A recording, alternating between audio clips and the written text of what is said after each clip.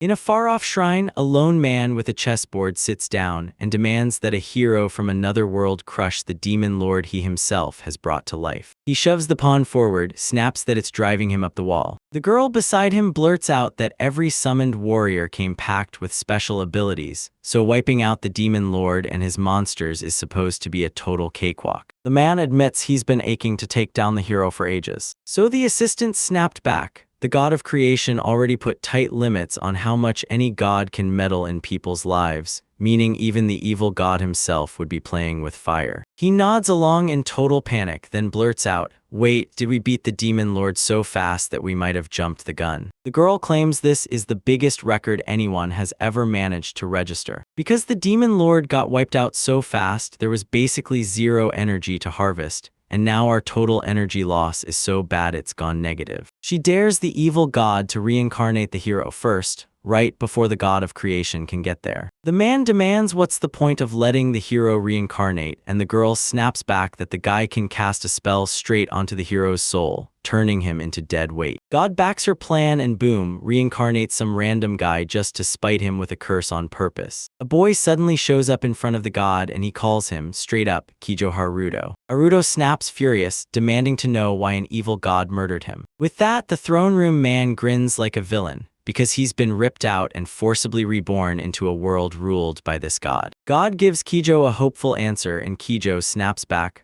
what was the point of him taking his own life? He keeps pressing, if you're a god, why can't you move me without ending me? And the man replies, dead serious, because I need to transfer you to this world.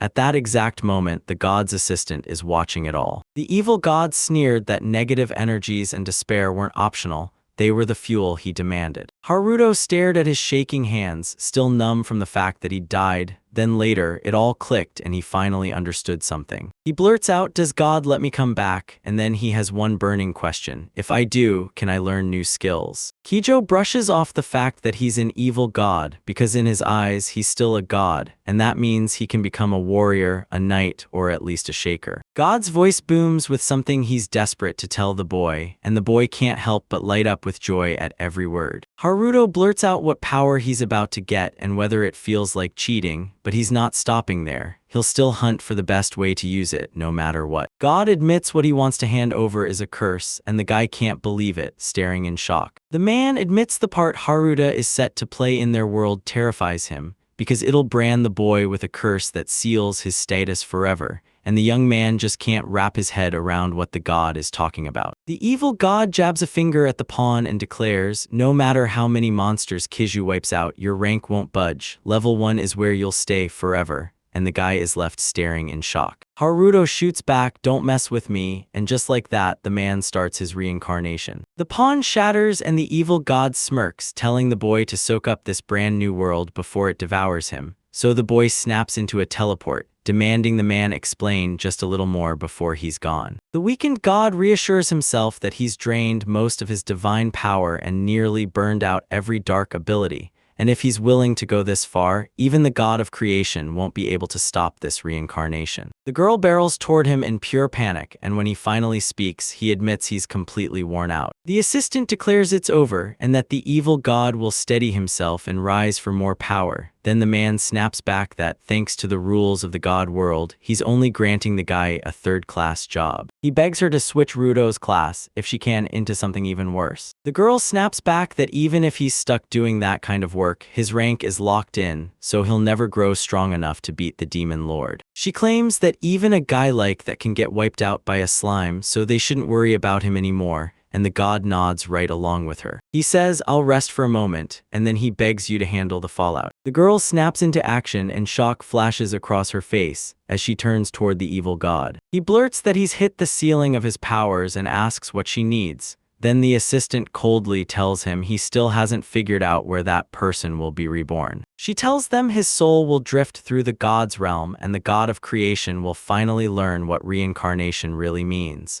Then the evil god sneers, so you're saying you can't reincarnate him, even if he becomes your subordinate. The girl snaps, my magic won't work, and demands that a man step in to perform the reincarnation ritual. That worn-out evil god perks up just long enough to hear her, mumbles that all he wants is sleep, and orders his assistant to drag in any option that could put him out for good. She drags him into a darts showdown. With a dart cradled in his hands, the god barks that he has to throw it at the target, while the girl pleads, "Don't hit me," and he just accepts it like some creepy ritual until the evil god slumps, absolutely exhausted. In nearly every case, a subordinate gets picked, and she's sure the target is chosen that way, because there's a 99% chance the guy will end up becoming him. She's convinced that as her master commands, this guy is destined to become her subordinate. Even if the evil god nails the dart with perfect aim, can the man match it throw for throw? She landed the shot clean, then froze in shock, stunned by what she just pulled off. She's shocked that God nailed it about the aristocrat, like, yeah, of course God would hit that 1% chance of nobility, but that's still messed up, and meanwhile, the guy has already passed out and fallen asleep. This board is packed with a piece of the evil god's power. Once that choice is made, there's zero going back.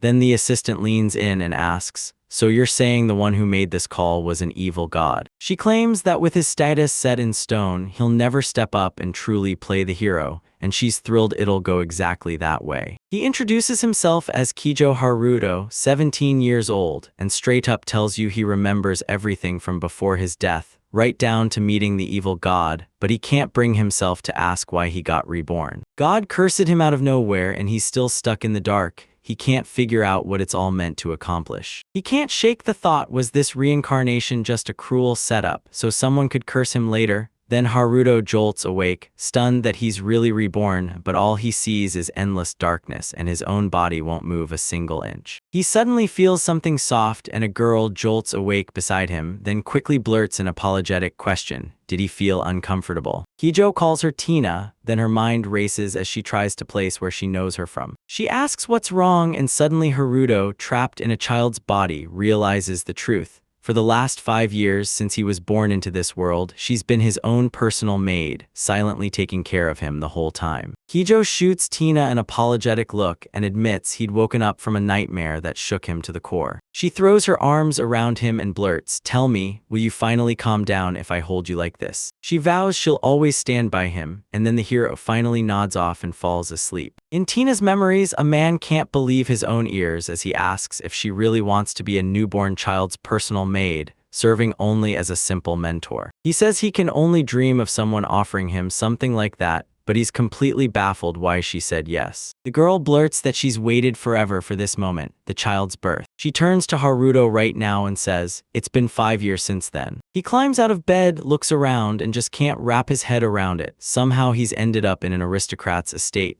After the evil god's curse, he figured he'd be thrown into an even worse life than before. Kijo can't stop wondering if life as an aristocrat would finally feel comfy, and right then Tina calls out, "Breakfast is ready." The boy snaps to it. Powerlessness won't stop him because his past life knowledge still burns inside him, and he can't help but stare at the breakfast waiting on the table. The maid slides Haruto a salad with mayonnaise, and Haruto freezes in shock at the weirdly bold sauce, then decides to go along with it. He tells her the food is amazing, and her face lights up because he actually loved the special dish she made just for today. So Kijo blurts out, "Did you make it?" She gives a bright yes and claims tons of people can cook something just like it, because it's a legendary recipe, yet the hero just can't figure out what recipe she means. He suddenly clocks the truth, then Tina blurts out that this recipe was passed to them by a hero who got summoned into their world years ago, and the moment it lands, he realizes someone was here before him. Haruto thinks the man's just been dumping all that know-how to make life easier for people in their world, and if that's true, he'll end up celebrated as some brains-only intellectual with zero power. So Haruto's plans collapse and everything falls apart. Rage burns in the guy's chest as he targets the evil god. In despair, he blurts out that he can't even land the simplest hit, and that his level will never rise, leaving him completely lost about what he's supposed to do next. Kijo remembers Tina promising training and magic the very next day, but then he hears the real twist. His sister and 2 brothers are elites too, and they might come at him with sky-high expectations. He can't shake the thought that there might be another way to grow, because the last thing he wants is to crush Tina's hopes. Haruto frantically waves his hands around, trying to crack how the status window works. Then just like that, the world split open before his eyes. He checks the data and it screams back, Haruto v Solvaplex, human, no skills, age 5, health 3830, mana 101,010, physical ATK 10, magic ATK 10,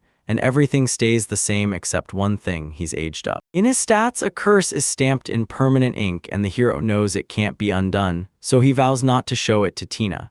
Right then, she calls out that it's time to bathe, and he realizes his class is a sage with a stubborn, unchanged level 1. The maid washes Haruto and a wave of heat hits him. He blushes hard, wondering if he's always bathed with her. The girl ushers the guy into bed. With a sheepish grin, he blurts that he's calling it no more sharing a bed from here on out, and he's basically asking her to stop sleeping together. Tina can't wrap her head around why he made that choice, so she leans in and asks, "Are you unhappy with something?" He can't stop feeling like she's way too charming, and that gut punch comes straight from the memories of a 17-year-old boy. No matter what, he can't let her learn the truth, and Haruto tells Tina it's not her fault at all. He just wants to be left alone so he can finally sleep. Stunned by those words, she can't even process it. She just refuses to believe what she's hearing. Tears spill down her face as she admits it all. Through everything, he still questions her about this, and Kijo nods in agreement. So he nods and obeys. She tells him, "If loneliness hits, you can come to my room anytime." Haruto bows with gratitude, says "Thank you, sir," and then sends her off with a warm good night. As soon as she walked out, he froze, telling himself he'd been way too rude. Even back in his past life, he was just 5. He swears he never ditched his mom like some brat, and he can't stop wondering if she and his little sister still miss him, because he's going to make one thing clear: she won't forgive that evil god. Morning hits and Tina jolts him awake, promising that their training starts right now. He finally breathes easy, reassures her that she's fine, and then blurts out, "Can I ask you something?" calling her sensei. She asks, "Want to see my status window?" and pulls it up right in front of him. Haruto can barely believe it. She's level 250. The maid stares at him and asks if she's not good enough to be his teacher, and he shuts it down with a firm no. Kijo brags that she's strong, and Tina fires back that it's because she's his personal guard. She leans in and asks, "Are you ready to train, yeah or no?" He's stuck in his own thoughts, wondering why she turned into his personal maid, and next time he's definitely asking her about it. Tina, putting the technique on display, declares they're starting with the weakest fire magic class first. She lines up her shot, hurls a flaming spear spell straight at the fence,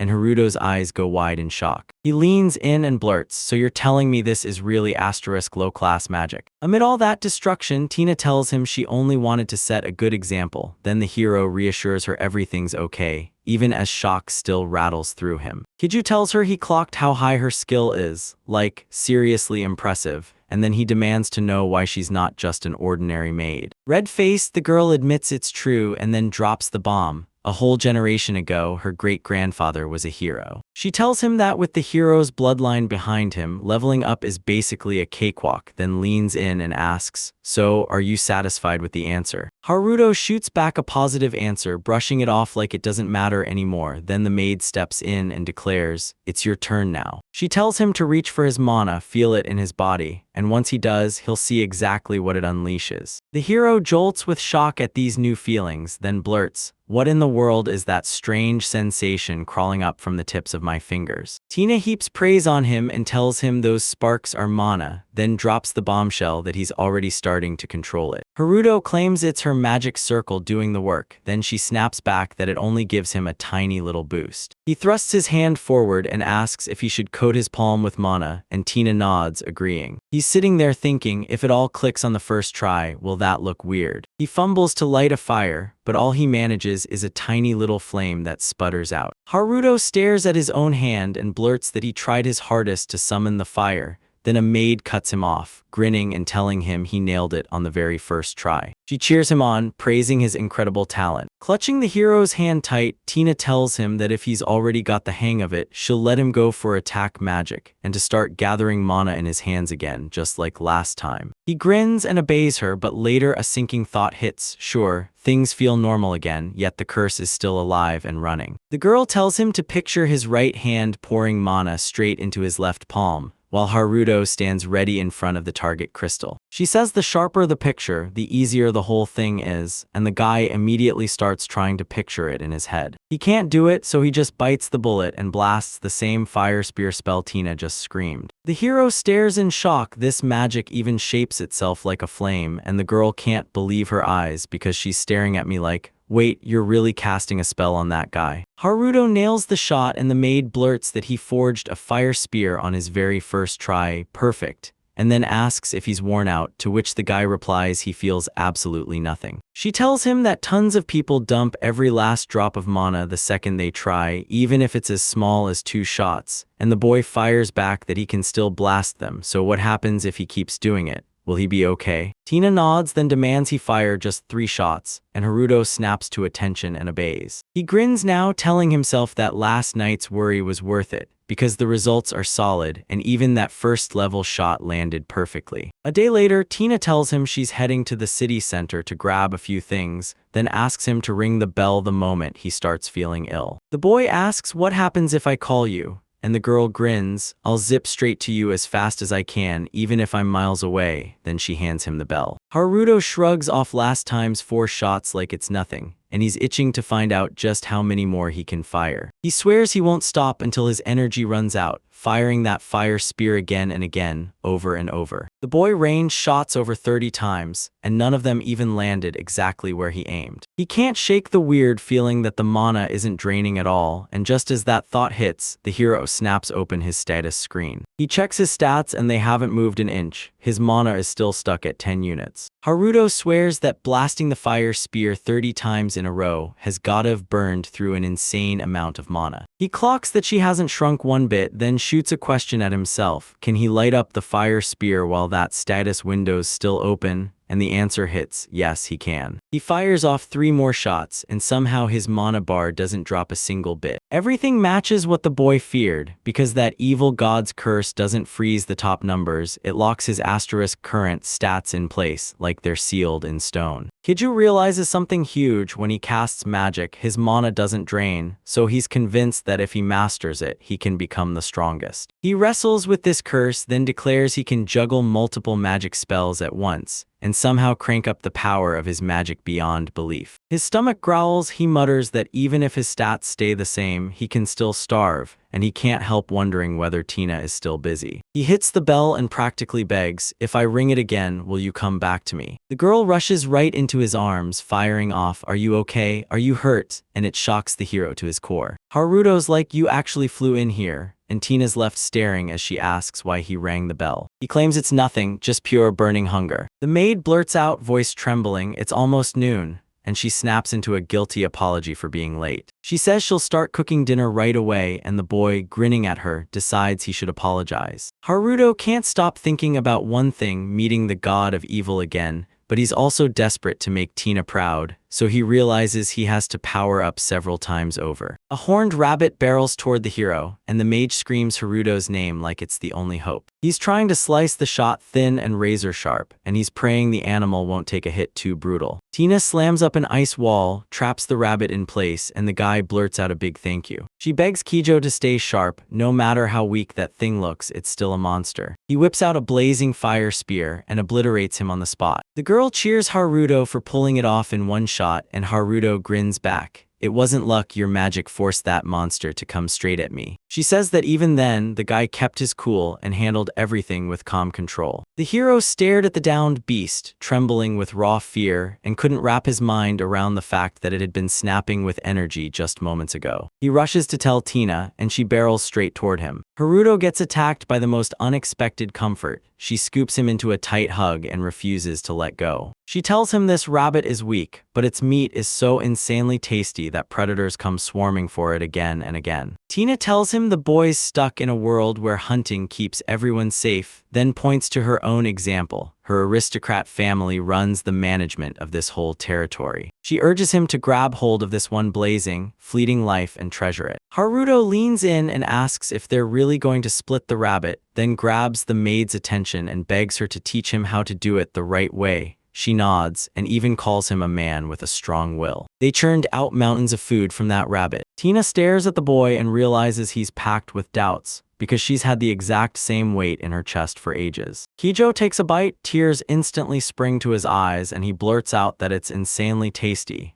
Then the maid beams and thanks him for the praise. She's convinced Haruto is going to become an incredible magician because he treasures every life openly, no hiding, no pretending. The girl adds, "Trust me, there are reasons he's destined to become great." She remembers the brawl with that animal. This time the monster couldn't slip out because the fire spear pinned it in place, and the magic shattered clean through her ice wall, leaving Tina staring in disbelief. The maid snaps back to a memory she's been guarding, because she's hiding the exact power the hero trains with every single day. She knows the target can't survive Haruto's magic. No matter what his stats say, he keeps leveling up like the universe refuses to let him stop getting stronger. She can't stop replaying that old life with a man in it, and now she's spiraling. What if Haruto is his reincarnation? Tina snaps that her thoughts are wrong, and if any of it's real, she swears he'll tell her everything about it. She doesn't rush for an answer. She's been waiting for it for 100 years. 5 long years crash by. The boy blurts out that he just finally landed in a magic academy, and he's already buzzing with the belief he'll make a whole bunch of friends. Someone calls the new students into the lecture hall, tells the ones who still haven't gotten their passes to come too, and just as he's about to finish, a girl bumps into him and he goes flying. He bellows at her, shouting, "Watch where you're going." He tells her it hurt and she blurts out an apology. Then he fires back, asking if she realizes she shoved Baron Zordit's son and whether she saw the 2 white stripes on his collar that scream his status. In panic, she blurts out, "Please tell me what I'm supposed to do." The students in the crowd shout, asking if the girl really punched the Baron's son, but one kid in the group fires back that it was the boy right in the middle who marched straight toward her. Then he rubs it in. They rule because they're aristocrats. He adds that if the moment comes, they'll make their move on this girl. The students ready to strike, convinced it won't matter if it's an aristocrat. Then someone shuts him down mid-sentence. Someone lunges in, snatches his hand, and blurts that they're going to hit back at those guys. The student tries to intercept the stranger, but then he spots the caller staring back. On the collar, 3 white lines flash, proof he's from a count's family.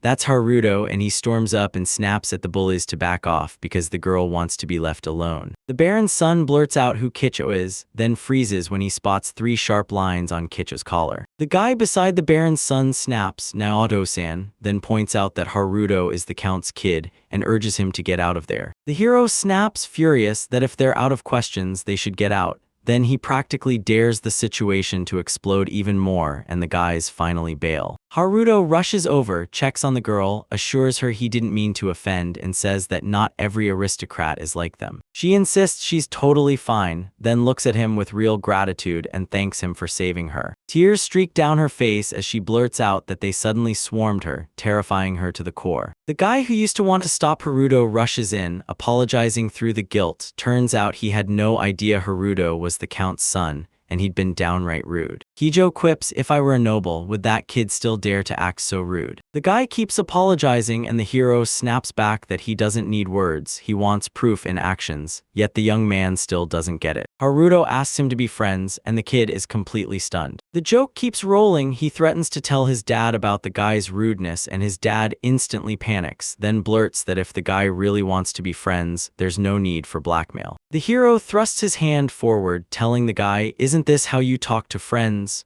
And just like that, the other guy nods along, agreeing that it's amazing they've finally become friends. He steps up and declares, "I'm Rook." Shyly asks them, "Can I be friends with you too?" She steps forward and declares, "I'm Luna." Haruto calls his friends over to his place because nobles don't stay in dorms, they live in houses inside the school, and they all agree. The 3 of them sprint straight toward the house, following Kidra's map like it's their lifeline. He's baffled because he can't find his house, and then Rook snaps around and points, "Could this be it?" And right there, they spot a huge mansion. Haruto couldn't believe how huge the place was, and Luna leaned in like it was a secret. Maybe this house even has maids inside. Tina shows up and asks the hero who came with him, and he just grins, "They're my friends." She's over the moon that he finally found real friends. The maid beams at him, congratulating him on the spot. So Haruto shoots her a grateful smile and says he wants to grab a meal with his friends. Tina tells the guys to hang tight in the living room while she rushes off to get everything ready. Luna tells her friends class lists drop tomorrow, and she can't stop hoping they all end up in the same class together. Rook nods along and tells her, "Yeah, we'll have tons of classes, so we should stick together." Tina quietly eavesdrops on their conversation,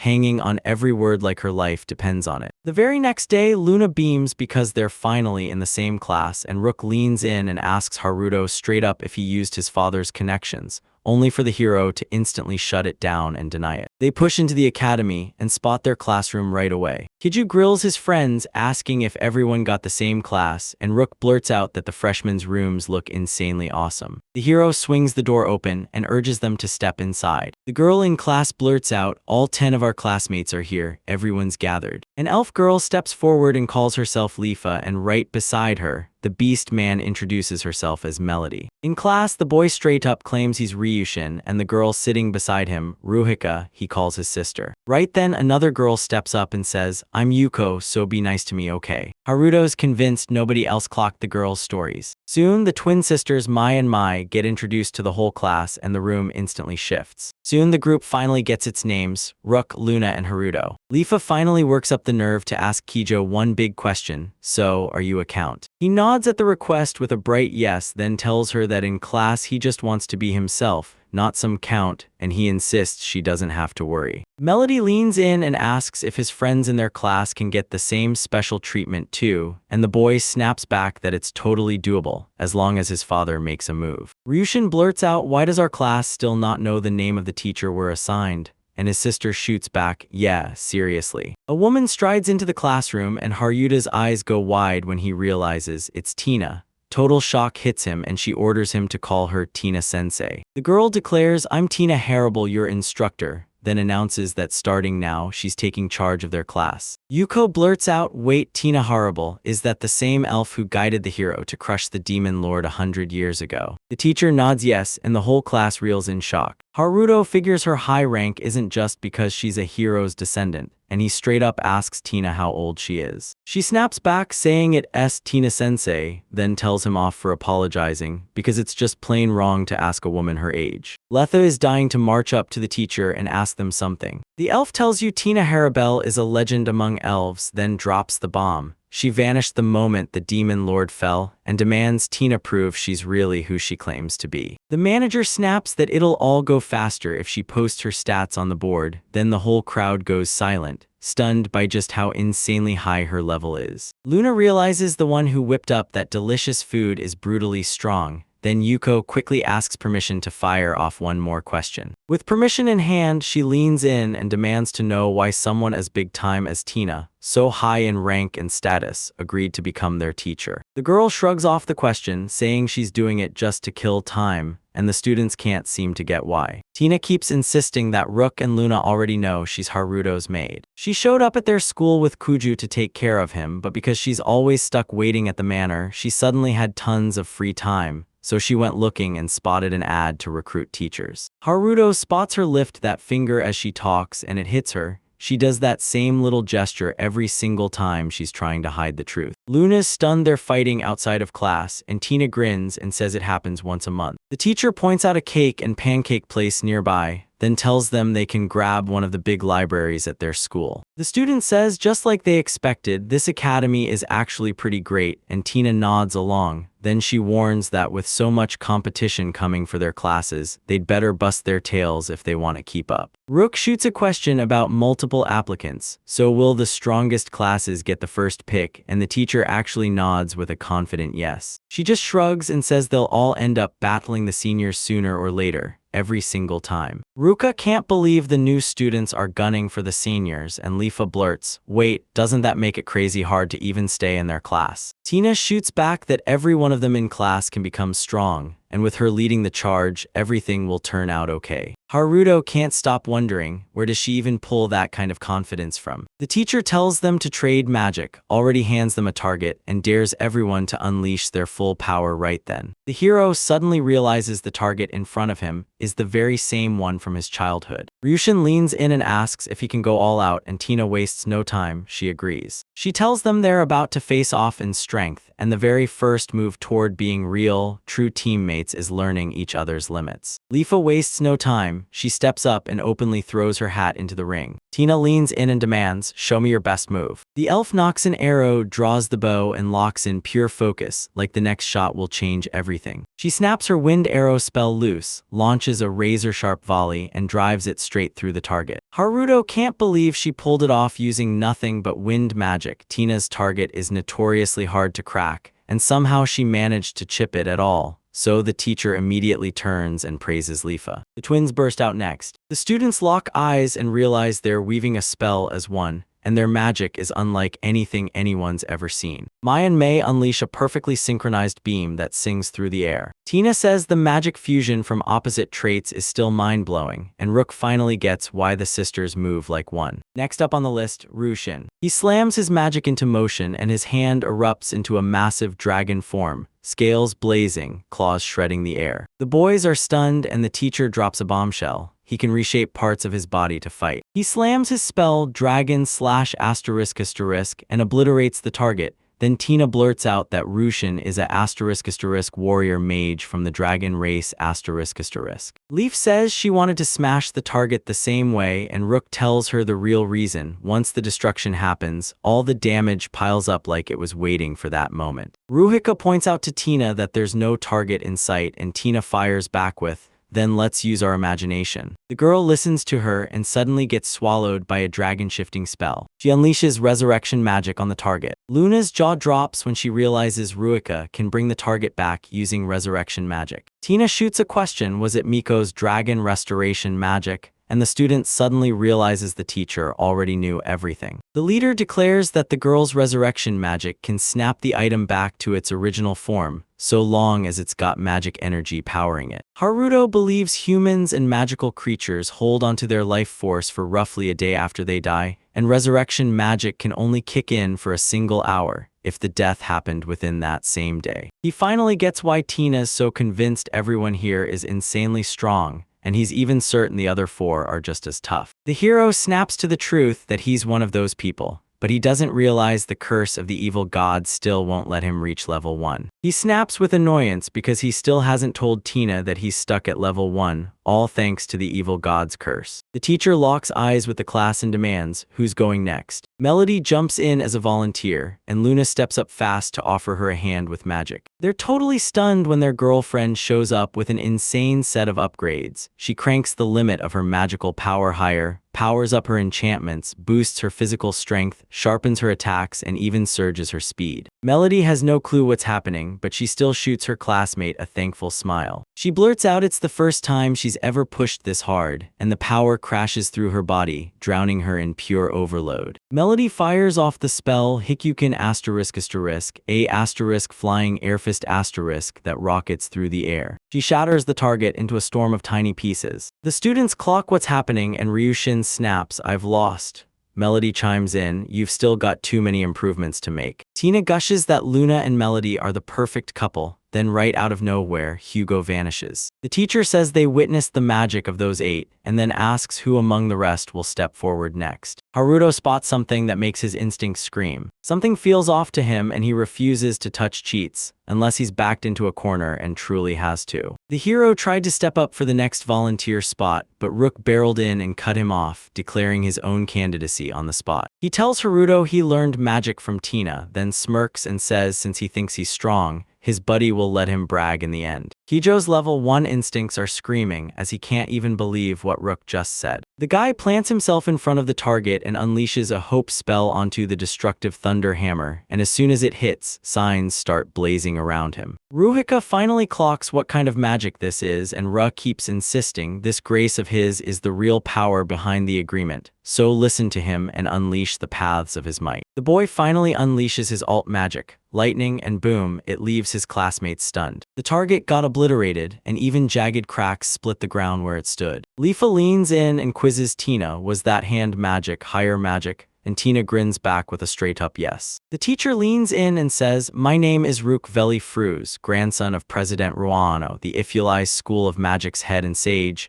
and then adds that, just like him, Rook is one of the rare few who can wield this kind of magic. She calls Haruto next, and doubt hits him hard as he wonders if he should even use his magic after Rook. Tina snaps, "Show me your best 30%, no excuses." The hero's jaw drops at her words, and she insists that just 30% is all it takes to keep the training ground from shattering. Ryushin grills Rook, asking if Haruto's magic is really that awful, and Rook says even the toughest magic barely matters. Then Tina yanks him back, snapping that he's way too strong for that. that talk. Kuju clocks that Tina handed him a busted target, like she's sure he can only pull off low-level magic, and he realizes she's already judging him as the weakest of the bunch. He starts scheming a way to smash a prepared weak target, baiting the class into thinking they can do better. Then Haruto only shows up with 30% of his power, and he's shocked. So basically, he's gotta go all out and smash the target as hard and bright as he can. Right. The hero fires back that he'll pull it off using 30% power. Tina shoots back that she boosted the defensive magic to shield everyone and to make him stand closer, while Haruto snarls that he can't afford to waste the teacher's efforts. Even with just 10 magic power, he starts crunching the numbers, and in about 5 seconds he figures out he can forge a mass of magic power worth 100,000, with the curse stopping his power from ever dropping. Tina can't stop worrying. Does he really need that 30%, and is he going to be okay? Haruto shoots back in her head, it's fine, then decides if he's going to light up, the magic has to blow, so she slams about 1,000 layers of explosive darkness and thunder magic right onto the very tip. Once everything's set and ready, he's going to unleash it with everything he's got. The hero thrusts out a blazing spear, and fire roars as it launches into the fight. Tina blares out Haruto's name in full panic, like the world's about to end. Yuko says, I'm just grateful I got to see the hero with my own eyes. She's locked in a special room, rummaging through the cabinet, and then she leans in to inspect the test tube like it holds the answer to everything. She locks onto a mission, searching for something useful, like her life depends on it. She freezes, staring in shock as the explosion roars to life. The moment Yuko stepped out, all the students just went rigid, yet she had no idea why. Tina stood before a wrecked wall, the damage screaming like it just happened. She's shaking hard, breathing like she just ran for her life, while Haruto stands on the other side, watching. Tina got banged up a bit, but it still hasn't let up. She's not okay. The hero is completely lost. He has no idea what's going on. The teacher steps in front of him, and Kijo bursts into a frantic apology. She breaks down in tears and blasts him for telling her to stick to only 30%, and the poor guy is left totally stunned. Tina snaps that she barely held off his magic, because if she hadn't, the central district would have been crushed. Haruto keeps trying to explain that at home, he always does the exact same routine. She tells him, don't compare how I do this at home to how I do it at the Magic Academy,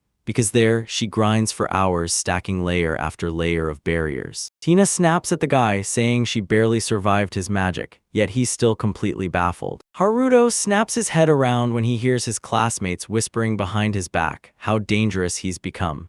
They can't believe even Tina at level 250 can barely block his magic, so they start asking, did someone boost him? The teacher calls the kids over, tells them class is finished, and promises she'll reach out to them later. The class obeys her and files out, and Tina whips around to Haruto, begging him to stay, just like he totally expected. At the academy, the guy finally swallows his pride and apologizes to her. She tells him, I'll clean up everything, then reminds him she begged him not to go all out. He nods and agrees. Tina tells Haruto she truly thought she'd die with something crammed in her hand, and Haruto's jaw basically drops in shock. She shoves the shattered thing in his hands and tells him, straight up, that without it, she'd already be dead. The hero locks onto the pendant and realizes it's the same one Tina always wore. Then he blurts out, wait, is this a magic artifact? She admits it's true. If her life is on the line, the protection kicks in, but only one time, and then her tears finally start to fall. The girl leans in and says she got the magical artifact from someone she holds close to her heart. Haruto drops his head and apologizes, admitting he had no idea, and swears he'll do anything she asks just to make her stop crying. She leans in and begs for it, but he doesn't even catch a word. Tina tells him to sleep together again, just like back then. Haruto digs up his old words in his head, back when that girl warned him he'd do whatever she said, so he nods along and fires back. Are you okay? She yells that she's fine and begs him to wrap her in a hug. He shoots back that he won't raise a single objection. Tina breaks down and thanks them through tears. The girl lunges into Haruto's arms and blurts out that she was terrified. He keeps bowing and begging her forgiveness over and over. He gently strokes her hair, and she whispers that Haruto's body settles her nerves. At night, Tina leans in and promises they'll sleep together once, and then forever, and the guy just listens, stunned. The hero leans in and demands to know why she ended up becoming his maid. She's terrified that if she starts telling him her story, he'll finally nod off, way later than she can handle. Haruto shoots back, I'm good, and begs her to spill her story right away. She's convinced she can serve her country on her own, and no matter how rich and powerful his father is, that still won't buy her, because it looks like she's already been turning down the country's invites. During the time when no heroes from another world showed up, even the whole county couldn't do what it wanted to someone whose power matched a real hero. Tina tells us that ages ago, she stood right beside the heroes who crashed in from another world to smash the Demon King. But right there among all those heroes, there was one guy she loved, yet he didn't matter a bit to the team. And every time he heard monsters were smashing villages and towns, he would sprint straight toward the chaos. She says it was only him who gave them the courage to stand their ground against the horde of monsters. He never beat the Demon King, but to her, he was a real hero, and she'd always sneak away to spend time with him.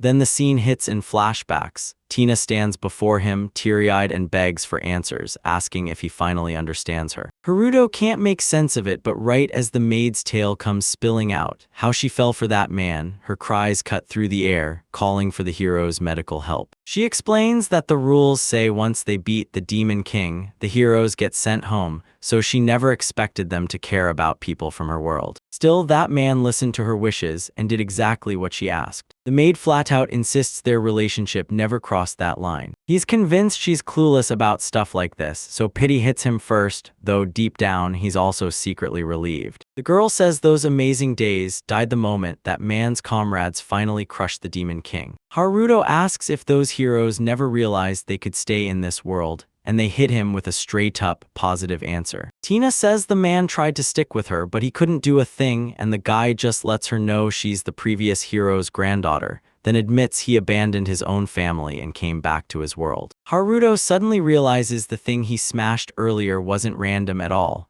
It was the magical protective stone the hero gave Tina. One day, she sensed it. Someone with magic just like that person had just been born in her world. The maid leans in and declares she's sure he's her reincarnation. He's completely blindsided. She insists she can't be wrong about his magical power, at least that's what she believes, while Haruto scrambles to tell her it isn't him. The girl blurts that he's a reincarnated person, but when it sinks in, both the hero and the other guy realize she somehow knew everything all along. Tina admits there are moments when she can't help but wonder if it's really him. She keeps watching him train every day, and little by little, the hero inside him starts to show. Then she always keeps an eye on Haruto too. She prayed he was the reincarnation of that man. Tina tightly hugs Kijo and blurts out that the Tina from right now still misses him. Haruto leans in and asks if she's really okay, then she nods back with an eager yes, confirming everything. The hero declares he'll get stronger than that man so he can protect her and this world, and then he leans in, asking if she'll stay by his side from here on out. Tina wipes at her tears and promises him, "Of course I'll always stay with you." Haruto steels himself, sets his sights on one thing, getting stronger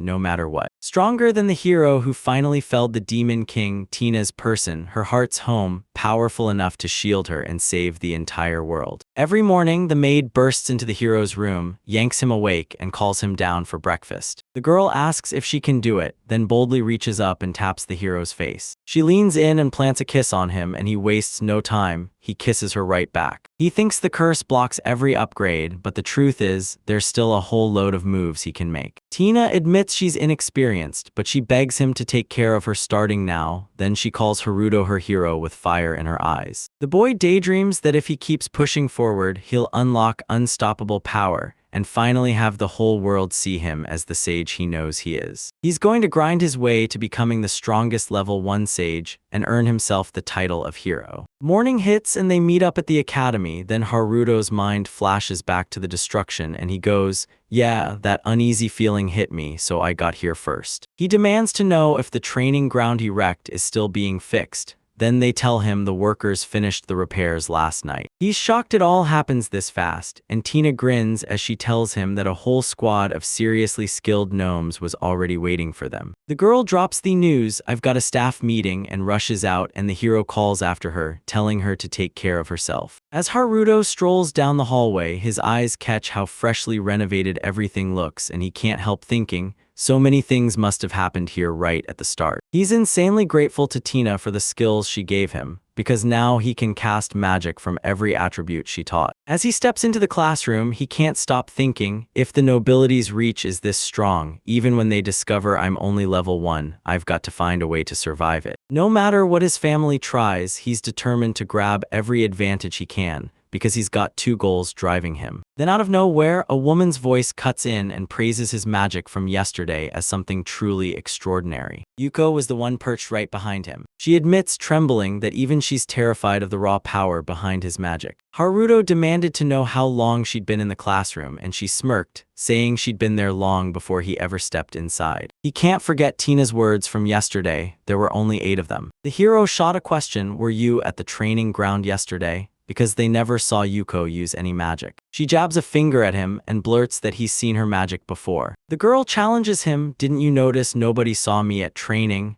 Then explains her magic is all about thinning herself out, making her presence so faint it basically vanishes. The hero straight up tells her that people won't spot her as easily, because it's about to get way tougher. She claims it's high-level magic, an effect that turns physical hits into something she can't be easily hurt by. Yuko tries to explain that only a few people can pull it off, but Haruto cuts her off mid-sentence. He tells them to seal the spell that pins her tails in place, and then add a whole new magic to it too. The girl's eyes widened, his words totally hit her like a punch. She leans in with a terrifying glare and dares him to tell her, "Can you see my tails?" Haruto blurts that he's been seeing them barely at all since yesterday, but right before he can finish, fear crashes into him and he panics. Yuko lets his story spill out, and he can't believe his own eyes as they finally land in front of everyone. She lunges at him with a brutal threat, shouting that she'll take his life unless she has another option. Hijo can't shake this gut feeling, like she somehow turned terrifyingly dangerous overnight. He snaps at her to stop, shouting, "Aren't you comrades?" The girl reels in her own doubts, insisting he's not normal and that the power of her current wave can never beat him. Then the hero leans in and demands, "Are you even listening?" He tells her, "If you don't want anyone to know, I'll keep my mouth shut." She shoots back, "I don't have a choice," and jabs her tail straight at him. She yanks Haruto with her and shoots his hand into hers. He panics instantly, blurting, "What are you doing?" Yuko grabs his hand and presses a kiss to his palm. She says she makes a contract, and boom, a mysterious symbol materializes out of nowhere. He's bruised inside, convinced it's all his fault for being careless, because if she unleashes that magical power, how can he stop it?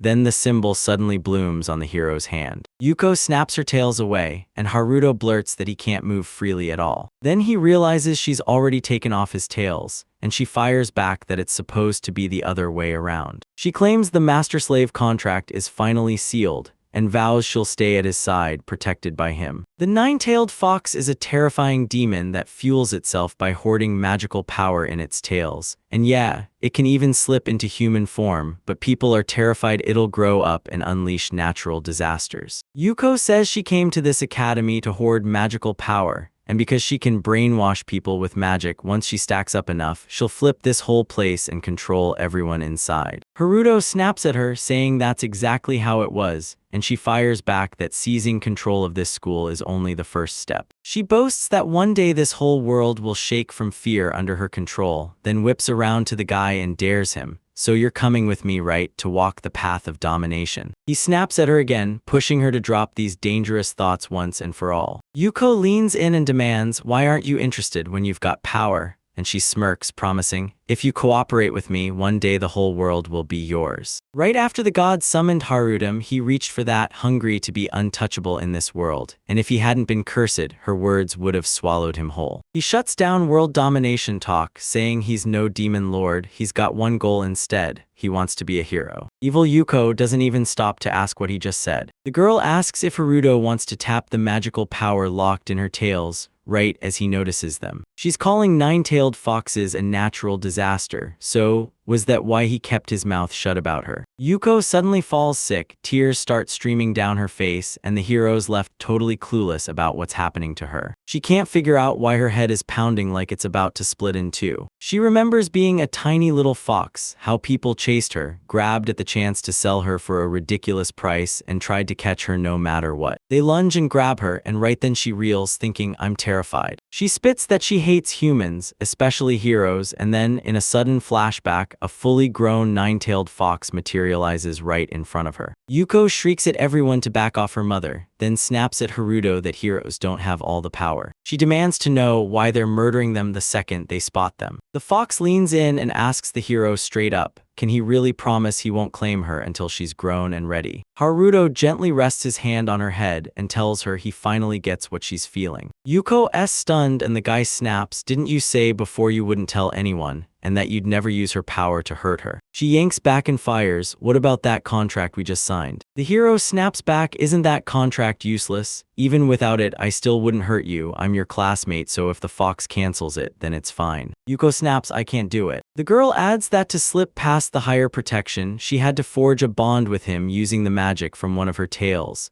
and that link is so brutally strong it can't be shut down or broken. Haruto blurts, "Will it be okay if I do this?" Lisa warns that if they break the contract, it'll crush her in the process, and that's exactly why she's going to stop him before it happens. The boy blurts out whether this lopsided contract screws Yuko over, and what kind of deal it even is. Then, bam, the contract's details slam into his mind like lightning. She'll follow his orders as long as her life isn't on the line. Then she straight up asks, "So do you get it now?" Lisa tells him, "I'll give you everything except my life," and right on her hand, the same symbol as Haruto's flashes back like a clue. The hero reaches up and pats her head again like some irresistible urge is pulling him in to pet her. Then Yuko snaps into a violent reaction. He finally realizes that his urge to protect her has erupted to life. Rook bursts into the classroom and instantly spots them. He spots Yuko sprawled across Haruto's lap, stares in shock and blurts, "What's going on?" Then adds, "You two are way too close." The hero fires back with something like that, then grabs her attention and tells the girl to get back to her spot, because everyone's about to show up any minute. She nods and says, "If this is what my master wants, I'll do it."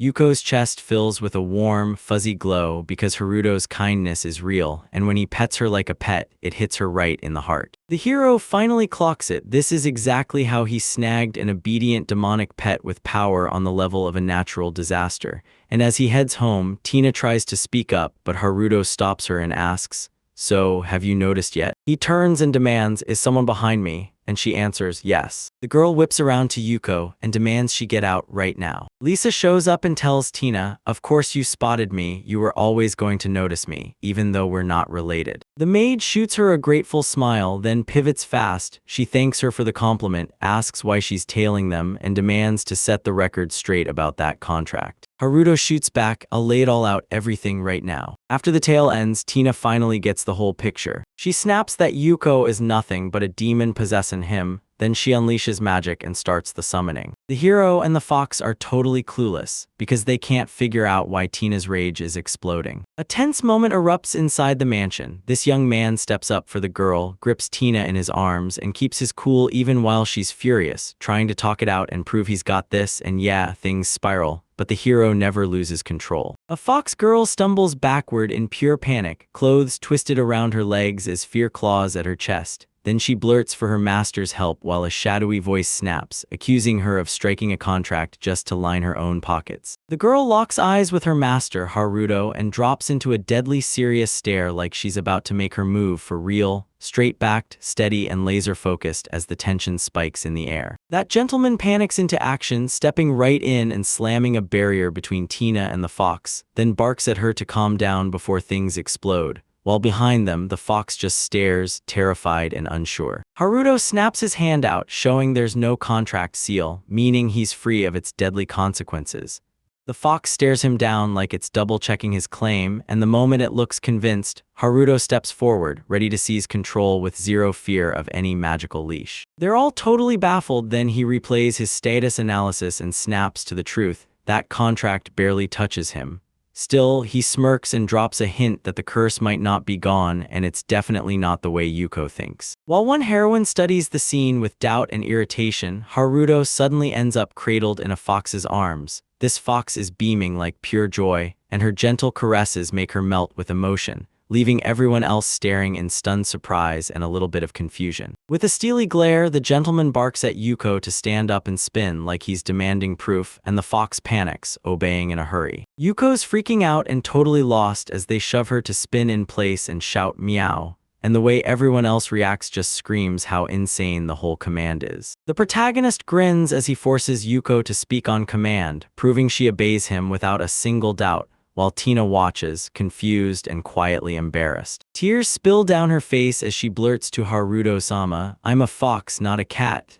She's still following the order, but it's wrecking her pride. Haruto leans in as the terrified girl spills the details about a looming threat. And even though Yuko's been subdued, that raw power still makes everyone's stomach drop. So the heroine hesitates, wondering if she can truly trust someone who can wield that kind of force. The fox calmly slips the gentleman's hand into hers, fully ready to strike, while her eyes burn with determination, like she's already made the choice that will change everything. Haruto slams a rule down on Yuko, grabbing her hand with a hard, serious stare, and she accepts it without a flinch at first. But magic sparks in her eyes as an interested observer watches from the shadows. She stares at her own hand in total shock as a magical symbol blooms there, and the moment it appears, her eyes light up, sparks whip through the air as she realizes she's connected to something new. The hero grips the girl's hand and pulls her along, firing off the reason he's not letting her out of his sight to keep tabs on every move, because in their locked-in expressions you can see it.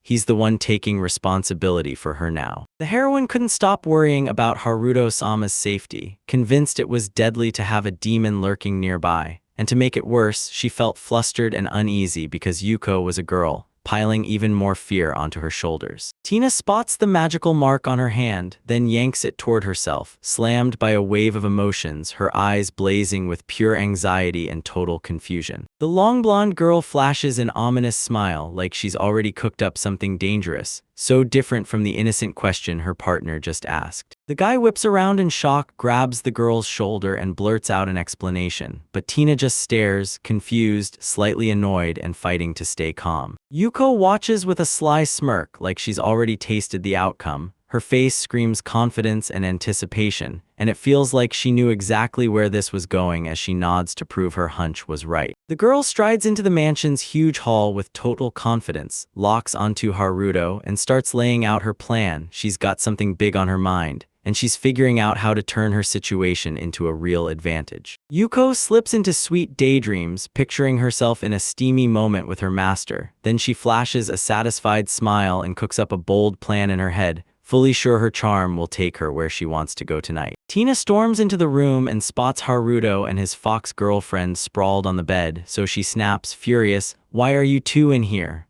Yuko shoots back, "Because this is the safest spot for her." A girl in a nightgown marched in and clutched a pillow like it was armor. Then her sudden visit blindsided the guy and his companion, cranking the tension sky high in a situation that was already fragile. Rage blazed across her face as the girl snapped that his behavior was unacceptable, reminding him, loudly, that she's actually his mentor. Her cheeks flared red and her voice cut with anger as she exploded, demanding to know why she's forbidden to sleep with Haruto-sama, because the other side's arguments just don't hold up. Still totally confused but weirdly thrilled, the guy invites Tina to squeeze in with the other girls in bed. And just like that, the tension flips into chaotic, romantic harem comedy, with everyone getting ready together even though it's painfully awkward. Haruto gets trapped between two girls, each one clinging to him from a different side, and his face just freezes in total shock and confusion. The gentleman grins and invites Yuko to join them, and it's like the whole place blooms with hearts and glowing light, pure romance in the air. Meanwhile, the other girl watches, thinking hard, quietly annoyed that she's not the one getting noticed. The girl's face crumples with sadness. She drops her head, wipes a tear, and snaps that she'll go make breakfast, but you can tell her whole mood is completely ruined. He's crashed out in bed, totally at peace, while a fluffy, multi-tailed fox snuggles right beside him and dozes off sweetly too, like the most cozy, heart-melting moment ever. Tina gazes at the sleeping Gerudo and Yuko, a gentle smile on her face as she stands beside the bed, and whispers that she can't bring herself to be mad about any of it. One girl catches a delicious scent and asks, "Wait, what's happening?" The other, posted by the stove, keeps her cool and says she's just making breakfast. Right on the table sits a mouth-watering spread, thick toast slices lined up on a tray, and one of the characters stares at it like it's magic, then blurts out, "Wow, that looks delicious." Yuko takes one bite, her face lights up with pure delight, and she can't help asking, "Can I try it too?"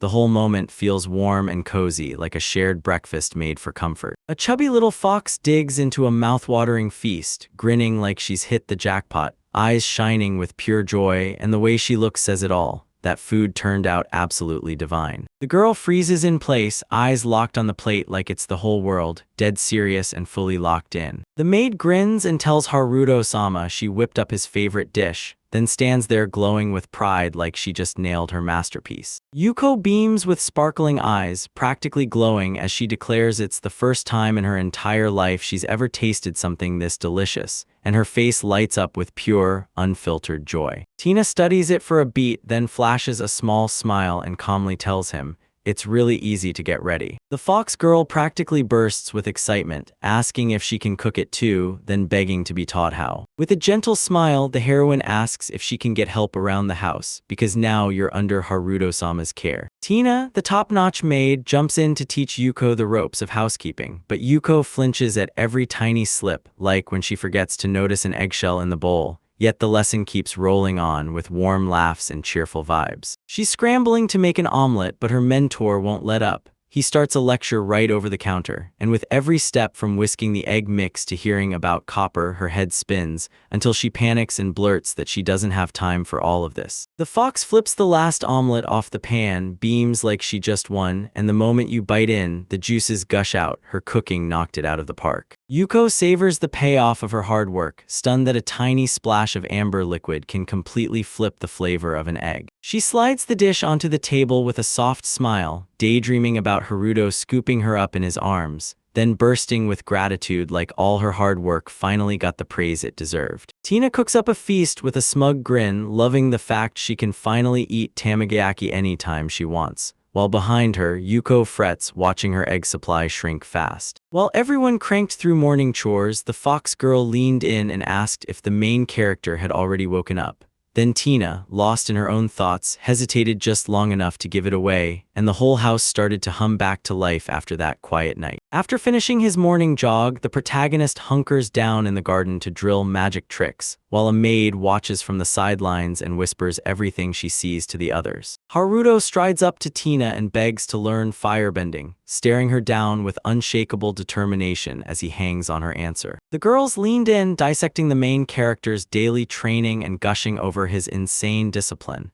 because he started going hard the very moment he was 5 years old, straight from childhood. Fueled by the mansion's protective barrier and the power it revealed, the young hero was buzzing with the idea of mixing different kinds of magic, and that raw hunger to learn lit a fire under him, pushing him to master even more brutal, high-level techniques. The heroine calls him Haruto-sama in her head, but when he speaks, exhaustion leaks through every word, because each night he's forced to rebuild that protective magic, and it's steadily draining him dry. Tina finally clocks the real reason she's been loyal to Haruto-sama. She doesn't just see him as a patron, she sees him as the spark behind her own strength. She weighs her patron's qualities in her mind, his relentless work ethic, his burning dedication, and you can hear respect in every word, wrapped in one secret hope: that none of this will be for nothing. He finally rethinks how he's been treating that person, and once he sees the real, hidden qualities, genuine sympathy hits him hard, proof that he's grown as a hero, learning to spot real depth instead of just shallow appearances. Yuko thrusts her hard-earned results forward with bright, happy excitement, singing praises to her own grit and quietly begging to be noticed, showing how the hero's bond with his patron isn't just business, it's real, heartfelt care. Tina shuts down her own hospitality unless she gets paid, showing off her sharp business brain, and then the sudden name drop of Yuko hits the room like a curveball, leaving everyone wondering what secret link ties them together. Haruto's eyes light up with excitement, but when that delicious taste hits, he stumbles over his words, trying, clumsily but honestly, to blurt out how much he loves it, like a kid too happy to speak. The hero laughs with relief and blurts that he can't wait for everything to finally go down. Then the girl grins and promises that if that's the plan, she'll share her food with him. Yuko clutches her fists and flashes the biggest smile, joy and grit bursting through her chest. Right then, she feels that deep, cozy bond snap into place. Her family just grew by one beloved soul. Just a few days after everything goes down, the teacher drops bombshell news: your next class battle hits in just 3 days.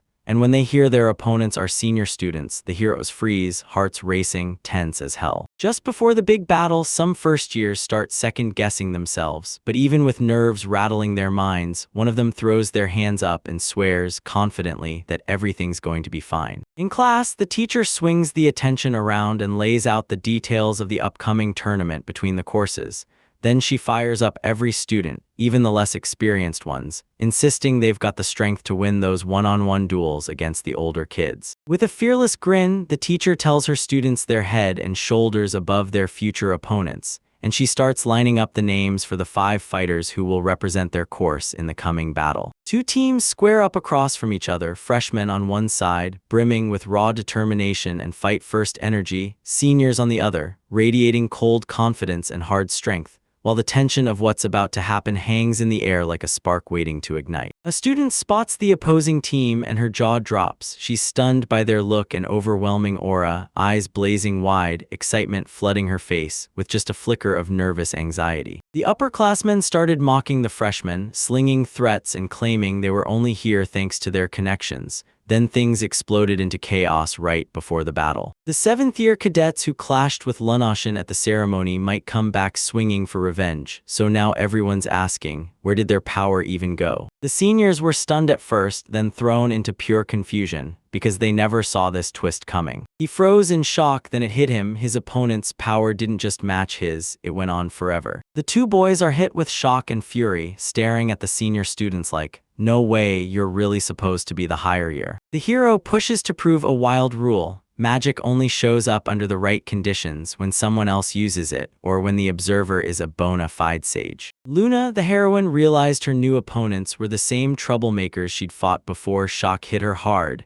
and her friends instantly clocked the pale, anxious look on her face. One of the girls blurted out, worried to the core, "Luna, are you okay?" And right then, Luna's whole body looked rigid with tension. The girl blurted that Haruto and Ryuk saved her during the ceremony, and even though she felt sick, she refused the infirmary and chose to stay right where she was. She flashes a smile and says she's staying, because she wants to thank every single one of them. The boys are mocking the elf girl, and you can tell she's cooking up something nasty. The ladies finally figured out exactly who their offenders were, and you can feel the revenge just snapping into action. Luna gets called up on stage with the other performers, but her mind is miles away. She's thinking about a restaurant she just visited, totally caught in her own thoughts. The determined elf strides into the arena and blasts her magic right from the start, ready to prove her skills and protect her class's honor. Up in the stands, the students buzz about the coming match, craving a wild spectacle, and then one of them spots Melody walking in, while down below, the senior class and junior class are lining up for a showdown. A junior-year cat girl lets out a worried breath when she finds out their opponents are seniors, but even with her nerves buzzing, her eyes lock in with pure determination. Nico lounges with her arms up like she owns the place, talking to her comrades and brushing off their opponents as nothing to worry about, while Ryushin and another figure in the background watch every word, locked in and listening hard. After grappling with the gargoyle Tiny Sensei as their sparring partner, the students collapse in pure exhaustion, while that creepy creature looms above, perched on a pedestal, and the upperclassmen size up everything from below. With zero hesitation, the self-confident heroine speaks her faith and wins, calm as fire, showing she's ready to smash the next big challenge with a locked-in gaze and a fully relaxed stance. 2 students face off across the arena, squaring up and ready to launch their duel. The elf tells her, just like Ryuk says, to move with caution, then she's like, "All right, first I'm taking down one of you." He fires up Lifa, pumping confidence into her and making it crystal clear she's ready for what's coming. Your opponent sneers at him and needles him with total confidence, like they already know they'll break him. In the arena, the elf fires off a fierce, determined stare at her opponent, and even with the pressure and taunts crashing down, she keeps her cool, confident, steady, and ready to explode into the fight. She pours her magic into the air, and a storm of wind currents whirls around her as mana thickens in the atmosphere, signaling the instant her devastating attack is about to hit. Right in the middle of the brawl, one spectator snaps their head around. Someone from their crew is missing, and while he's chatting in the stands, he spots something off and it hits him like a shock. In the arena, a bunch of observers huddled and talked it out, until one girl pointed out the obvious. The opponent has been underestimating Lifa, and that's letting her quietly pile up magic power.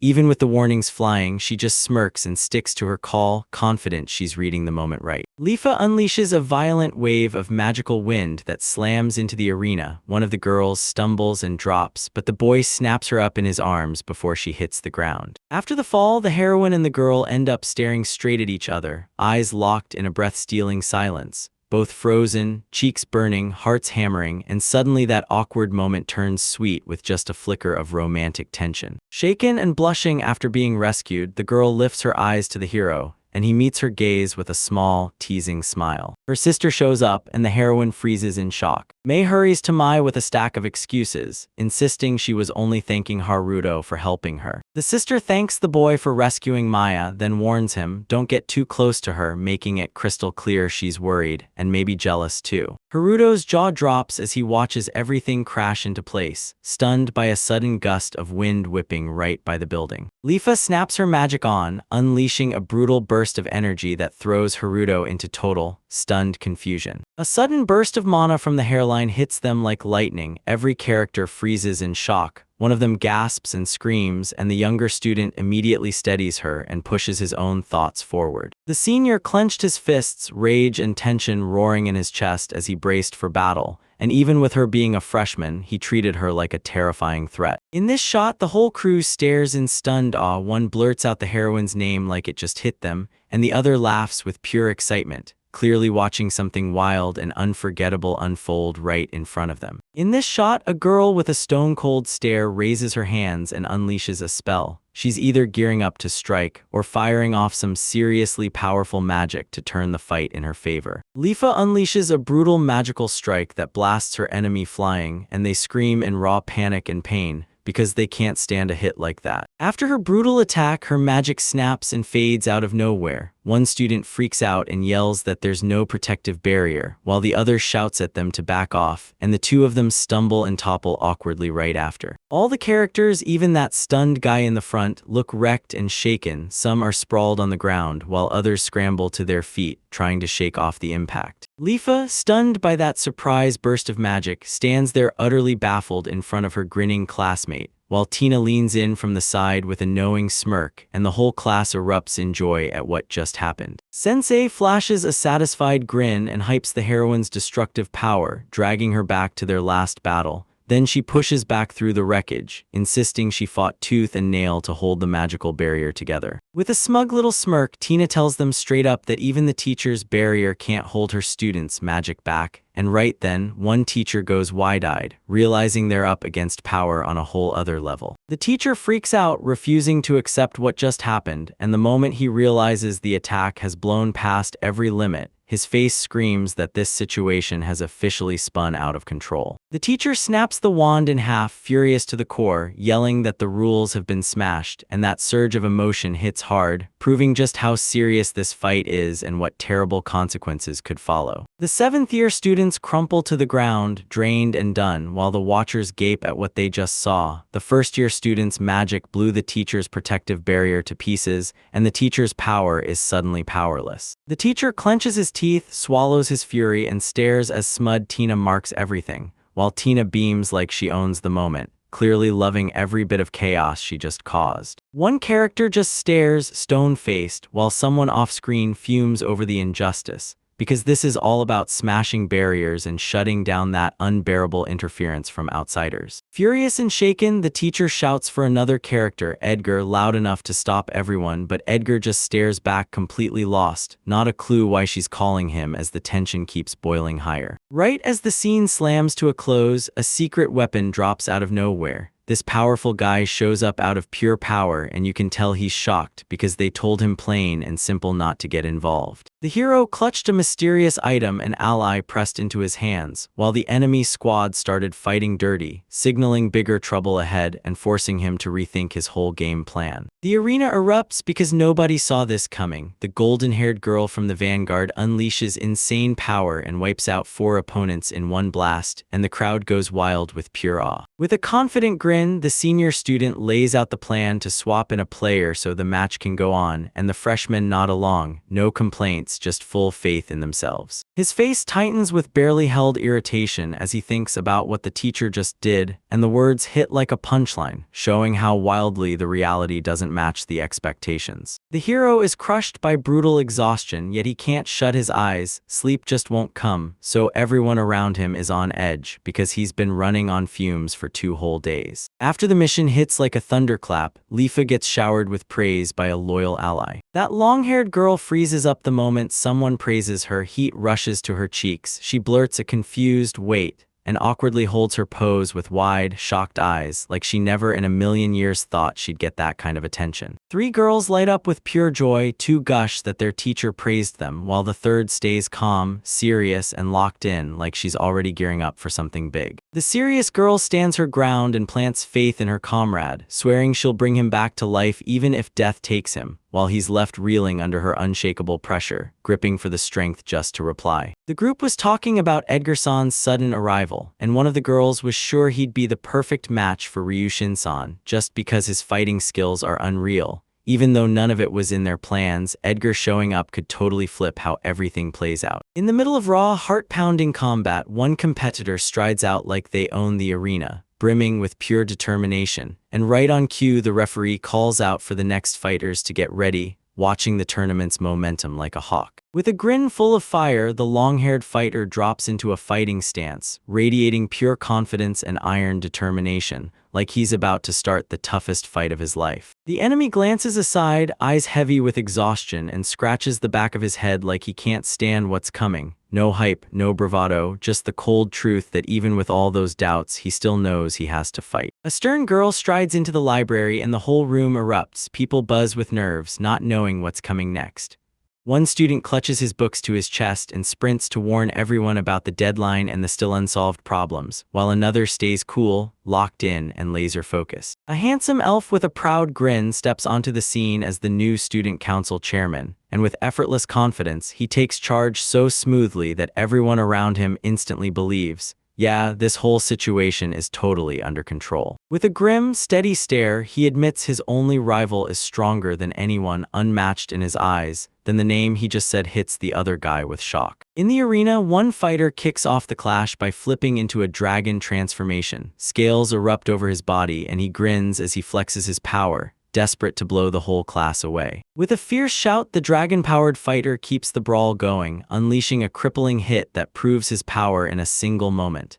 Then he rockets forward, smashing straight through the arena as his opponent finally gears up to strike. In the middle of a brutal duel, one fighter's jaw drops as he clocks the enemy's insane power and lightning speed, until, at the worst possible second, he realizes his own attack was bait, and now he's trapped behind a shimmering magic barrier. A shadowy enemy with mysterious magic spots a crack the second the hero's dragon power lights up. Then he lunges in from a totally unexpected angle and strikes while the opening is still there. At the exact turning point of the battle, the enemy whips in a brutal, lightning-fast strike, smashing the hero in the back, so suddenly that he can't even process what hit him before everything spirals out of his control. Ryushin gets smashed with a crushing blow and drops to the ground, knocked out cold, while his opponent stands over him, smugly certain he's already won. Then the judge calls it, and Ryushin's comrades rush forward, panicked and desperate to reach their hero. Right after the fight ends, one of the fighters wastes no time and takes charge, because people need help now, and the girl panics, begging to be escorted straight to the medical room so she can use her recovery magic. With sadness in her eyes but steel in her voice, she fixes the record she just got wrong, staring with fierce resolve as she shields her comrade's honor and flat-out denies every accusation,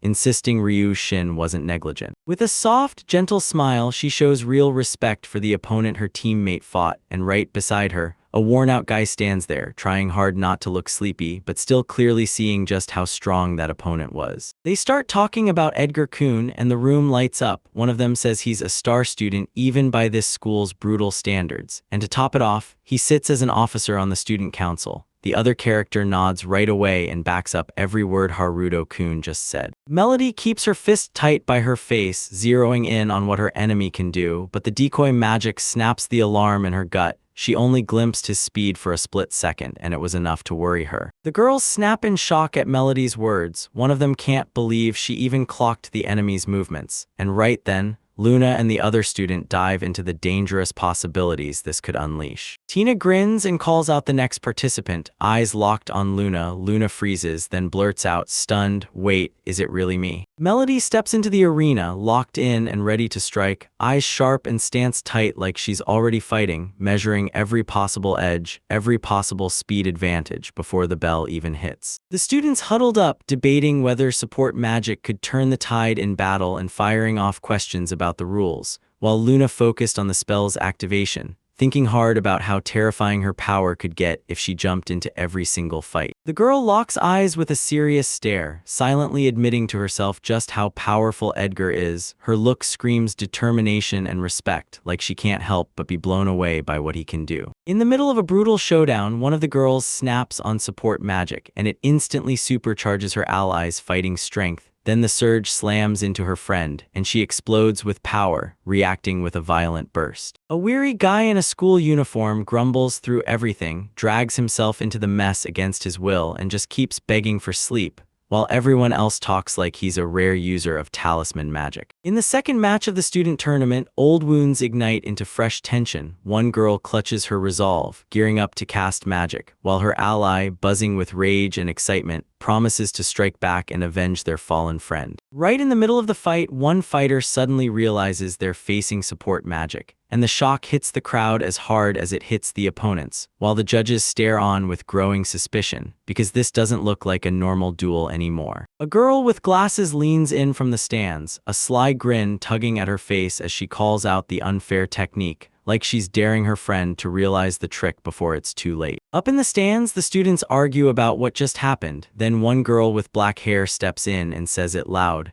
The teacher totally meddled with support magic because teachers aren't allowed to join the competition. After an ally fires off support magic, the cat-eared warrior shoots back into the fight with fresh, unbreakable grit, because Luna's spell hits with terrifying power, proving just how insane her support magic talent really is. The heroine locks in and channels support magic, blasting out raw power. Glowing symbols snap into view as her veins surge, and suddenly she's faster, battle-ready, and unstoppable. With her jaw set and eyes blazing, the girl surges forward like she already knows the outcome. She gathers her power, slams energy into her body, and readies herself to unleash the decisive spell. In the middle of the brawl, the animal-eared girl surges forward and smashes in with a crushing technique, only for her opponent to stay stone calm, ready to swat it away like it's nothing, showing off pure confidence and raw strength. With rage in her chest, she fires off a volley of long-range punches, pounding her opponent from afar, and the boy just watches, calm as can be, but clearly thrown off by this wild, unconventional style. Pressure from the assault yanks the guy off balance, shatters his defense, and leaves him barely able to stand as he scrambles to guard against the opponent's lightning-fast strikes. A thunderous punch hurls the enemy clear across the arena. He slams into the wall with zero time to guard himself, while that tail-wielding girl finishes her attack like she knew it was over. Even after that brutal hit, the boy bursts out of the dust cloud barely scratched, flashes a tiny grin, and casually comments on what just happened like it proved his hidden strength. She surges forward with a brand new tactic, praying it snaps her opponent off guard, and with pure confidence fueling her, she swings in hard, using both hands to strike. In this shot, the heroine unleashes a brutal, scream-fueled strike, every ounce of grit and raw rage packed into that hit as if she's going for the final blow, and the enemy, they're clearly blindsided, like they never saw this kind of onslaught coming. The floor explodes into rubble, cracks, spiderwebbing everywhere. Her attack hits so brutally that even a magic shield or protective field can't hold.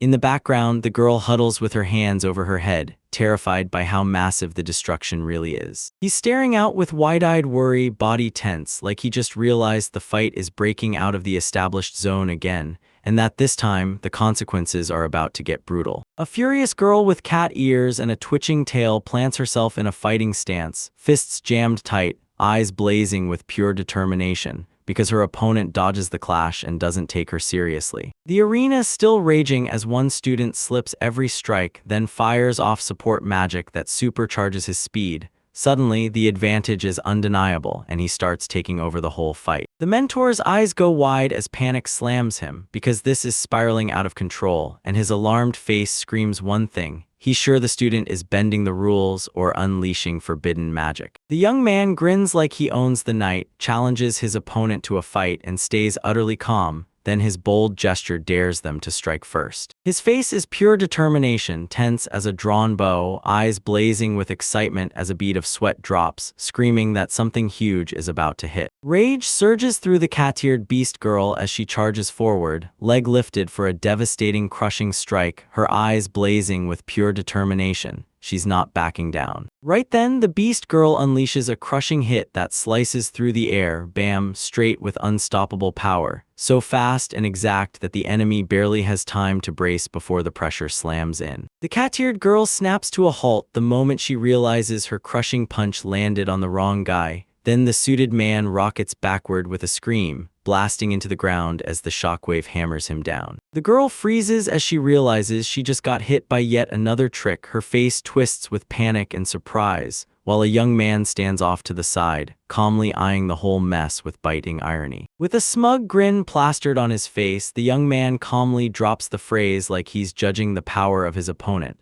while his carefree smile screams, even as the tension crushes the air. Sensing he's doomed, the young man lifts his hand and calmly throws in the towel, because right in front of him stands a fearless beast woman, her determination blazing across her face, and the whole fight is already under her control. With wide eyes, the heroine stares straight ahead, stunned out of her wits, and her face freezes in this wild swirl of confusion and pure delight. Because yeah, she never saw this twist coming. The boy in the school uniform lifts his hands like a surrender flag, and with a calm nod, he admits defeat. There's that relaxed smile that basically screams he's fully accepted what's happening, and straight up, he tells them he can't fight anymore. In the blood-splattered arena, the judge, shocked, calls out the fighter's intent, and the uniformed guy stays icy calm, confident as he declares he's surrendering, no hesitation at all. With a slight smirk and a hard stare, the young man lays it all out. He's choosing honor over anything else because he refuses to call it victory if he had to cheat to get it. Once the last fight finally dies down, the teacher smirks like it's over for everyone, saying there's no student left who can keep going, until he suddenly snaps his voice and calls out Connie, ordering him into the arena. The hero's face went wide with shock at the loud statement, because right when the battle finally ended, he didn't see it coming, not after all that brutal tension building up to the final blow. After that shocking twist in the battle, Tina Sensei's class gets crowned the winner, and the students in the hall stare in pure disbelief, shocked by the news, not even realizing it's their own team standing on top. The cat-eared girl plants herself in front of the young man, staring at him like she can't believe what she's seeing, while he looks down, answers her calmly,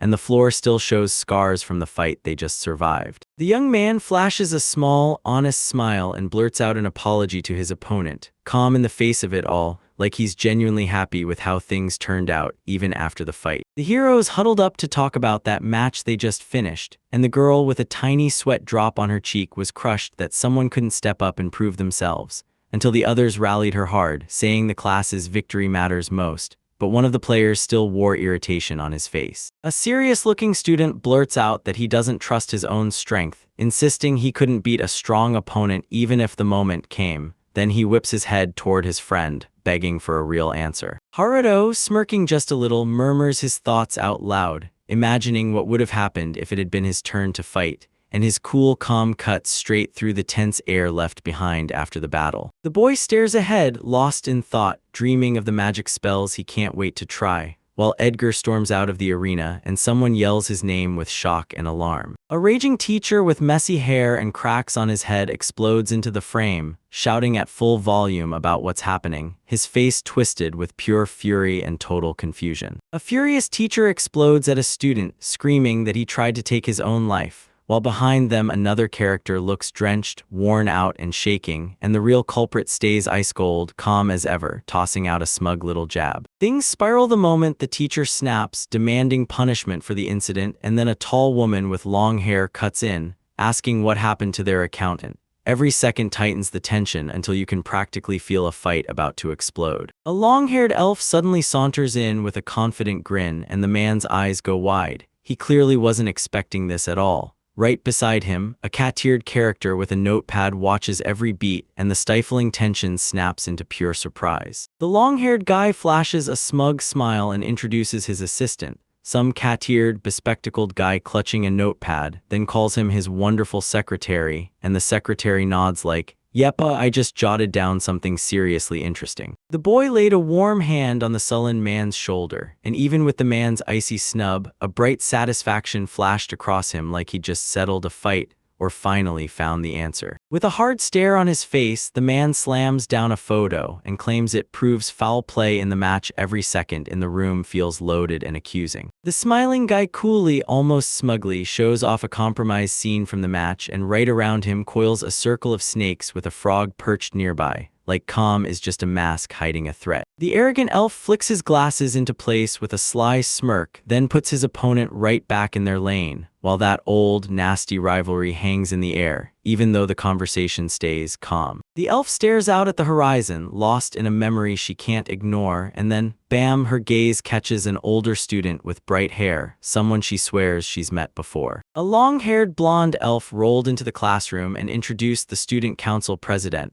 Rain-kun, the strongest fighter in the whole academy, and the second the new kids heard his name, one of them instantly clocked him from his insane performance at the opening ceremony. With his eyes wide in shock, the protagonist blurts out, "Wait, am I really the strongest student in this whole school?" His look is sharp with curiosity and just a touch of stunned disbelief. The protagonist whirls to face the teacher and fires off a bold question. Could their class really beat even the seniors led by the council president? Tina-sensei, totally thrown off by that cocky confidence, reacts in shock. That girl with those shining eyes and a huge, happy grin clutches her fists tight like she's ready to explode, and determination burns in her heart, roaring that the next victory is already within reach. The two students snap up the challenge with shaking excitement, desperate to prove they've got what it takes, their faces blazing with energy, while the third one just watches, mildly stunned. The whole stage crackles with fighting spirit and non-stop anticipation. Haruto stands there with his jaw tight, fists clenched like a storm is building inside him, because he's ready to face the student council president head-on, even if it's dangerous and even if the gap in power is huge. Melody slumped on her desk with droopy ears and a heavy, sad face, drowning in misery. Yet even with all her insane talent, the non-stop fatigue and soul-crushing boredom from that brutal training finally started winning. Morning class hits and she's still half downed at her desk, eyes barely open. Then a super-energetic classmate with a huge, bright smile rushes over and greets her, and even in that sleepy haze, Melody answers back. The girl clutches a bag in both hands, grinning like she's about to burst with joy, and tells them, right there, that she's prepared something for the whole class, shocking everyone and sparking instant curiosity. A cheerful girl beams as she offers a beautifully wrapped box, stars glittering around her like magic. Then she proudly hands out her Valentine's Day chocolates, thrilled to share them with her friends. The fox-eared hero's face flashes with instant shock, and he jerks his gaze away as if he can't believe what he just heard, caught between raw confusion and a nervous edge. Melody jolts with a sudden memory. There's a holiday coming, and in the kingdom of Grendel, everyone rushes to give chocolate to friends and the people they love, and panic hits her hard because she totally forgot. The hero who crashed into this world from another dimension didn't just bring powers. He brought old traditions too, like Valentine's Day, and once locals got the hang of the same ingredients and food culture, that sweet celebration rooted itself in everyday life. Rage blazing in her eyes, the heroine with the big ears charges forward and snaps her displeasure out loud, while the guy behind her stumbles, completely blindsided by the wave of emotion exploding from her. Right there, the air turns electric, and the tension between them hits its absolute breaking point. Two students are huddled in a building's archway, chatting in low voices about a friend, until one of them's face drops. Melody's been depressed ever since that competition. Two characters share the same frame. She stares ahead, eyes wide with curiosity, while he glances at her like he's wrestling with his own thoughts, and the whole scene feels tense, heavy, and way too quiet. The girl clenches her resolve and braces for the next move, eyes blazing with seriousness as a storm of nerves rages inside her, because this is the moment everything could change. Next morning, Luna swallows her nerves, steps up to Haruto, and offers him a gift with trembling hands, quiet, shy, and hopeful.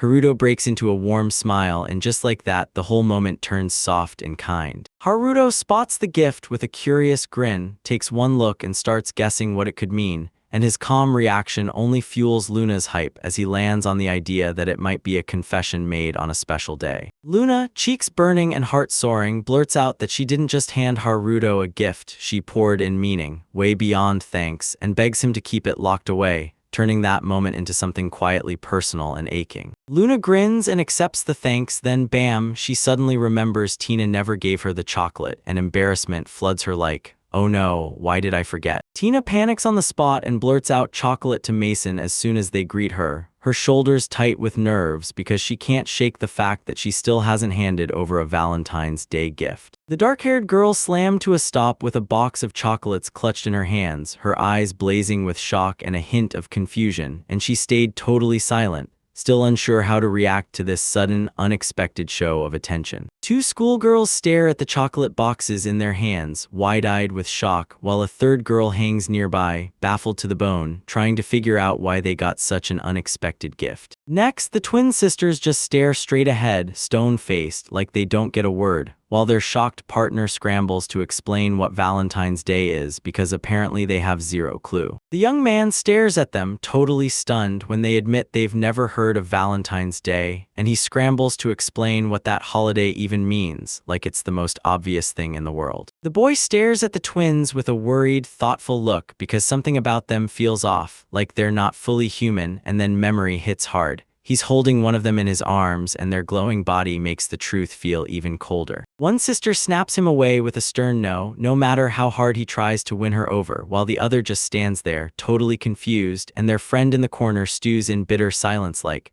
"Why does nobody ever listen to me?" The whole moment crackles with light humor and non-stop misunderstandings. The morning kicks off with two cheerful girls in uniform greeting everyone, and one of them's lugging a box.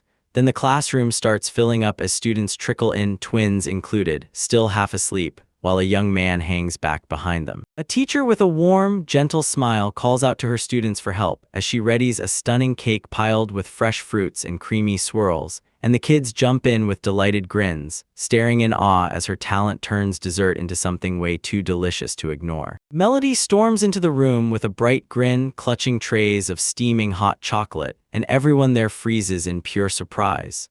Her boundless energy instantly lights up the whole atmosphere, and her kind intentions hit everyone right in the heart. The girl slides over a tray of steaming hot chocolate, and the other girls grab it with happy grins, glowing with gratitude as the whole room turns warm with care and solid friendship. Lifa San suddenly bites into a slice of pie and boom, pulls out a shiny gold coin no one expected, leaving everyone staring in shock. They insist there was only one, and they rush to congratulate her. With tears in her eyes, the girl hugs the gold coin she just found to her palms. Good luck from Tina Sensei, and the whole air around her glows with this warm, almost magical feeling that everyone else can't ignore. A boy hands out presents while standing in a cart packed to the brim with stuffed animals and boxes, and his classmates snatch each gift with pure joy. Then, at the table, everyone leans in, amazed by the surprises they've gotten. Right in the middle of the street, the protagonist slams on the brakes like something huge just hit him, worry flickering across his face as he frantically rummages through his thoughts, trying to figure out what he might have forgotten. Haruto realizes with a sting of resentment that he got ditched, no chocolate, no gift from Tina, so loneliness crashes over him and he just stares ahead, swallowed by disappointment. The hero flashes back to those bright mornings when gifts always landed in his hands, like the sweet scene in the foreground where a smiling Tina hands a perfectly wrapped box to a little boy,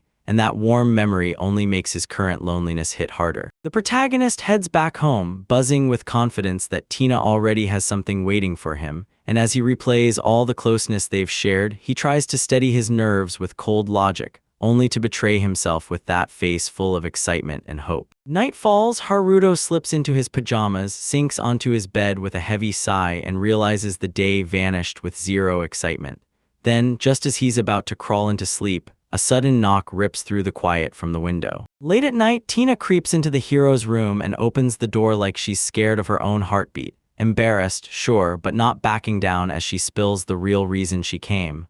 Haruto freezes, stunned she's here for something that's serious. Tina's cheeks burn red as she stands there in a revealing outfit, chocolate smeared all over her skin, and she blurts out that this is an ancient rite, one the hero's world treats like a rare badge of special recognition. What she does shocks everyone, and it's absolutely not ordinary. Stans crowd around him, cheeks burning, and she blurts out that this is their very first Valentine's Day as a real couple, so the air turns awkward and tense in the blink of an eye. The heroine, cheeks blazing and flustered to the core, stands before the guy showing off her wild secret technique, heart-shaped chocolate smeared right over her body. Then her eyes dart with pure panic as she waits, breath held, to see what he'll say. Haruto's grin lights up his face as he gives Tina's move a heartfelt thumbs up, cheeks warm with admiration and a pinch of embarrassment. And in his head, he thanks the heroes from before for keeping these weirdly wonderful traditions alive. She lets out a shaky breath of relief, practically bursting with joy at the hero's approval, and that shy, bright smile says everything. Her shoulders sag with relief as her whole outfit, even her chocolate jewelry, screams how hard she worked for this romantic surprise. Tina digs deep for courage, takes the final step toward Haruto, and offers him the surprise she prepared just for him. Her eyes shining with tenderness and nerves, her body language screaming sincerity as she tries to make her beloved happy. Tina drops onto Haruto's lap with pure determination, laser-focused on her goal, while Haruto grins, gets serious fast, and demands, "Are you really sure about what you're doing?" The main character clenches their resolve and makes the choice to go for it. A bright-eyed young maid bursts into the room, grinning wide and clutching a tray of chocolate nuggets like treasure, sprinting with pure drive and pride as she can't wait to shove her sweet victory into everyone's hands. The girl flashes a joyful grin, chocolate smudged on her face like a tiny badge of honor, and it turns the whole moment into comedy, because you can tell she's proud of what she made and dying to make everyone happy. Tina, dressed as a maid, shoves the guy away in full panic the second a fox girl steps into the room, like the whole world just flipped upside down. Harriet suddenly finds himself stuck in a painfully awkward moment with the maid, Tina. At Eof's Magic Academy, inside a dorm room, a girl is about to make her move in a board game. Then she freezes because every single black piece is missing from the board, and that strange gap hits her like a warning that something wild is coming. With her animal ears twitching, she freezes, then stares at the chip in her palm, totally baffled because mid-game all the chips go stark white out of nowhere, even though the match is still raging like normal. After a wild reversey game flips the script, one girl claps her hands and admits, all sheepish, "I'm just a good player."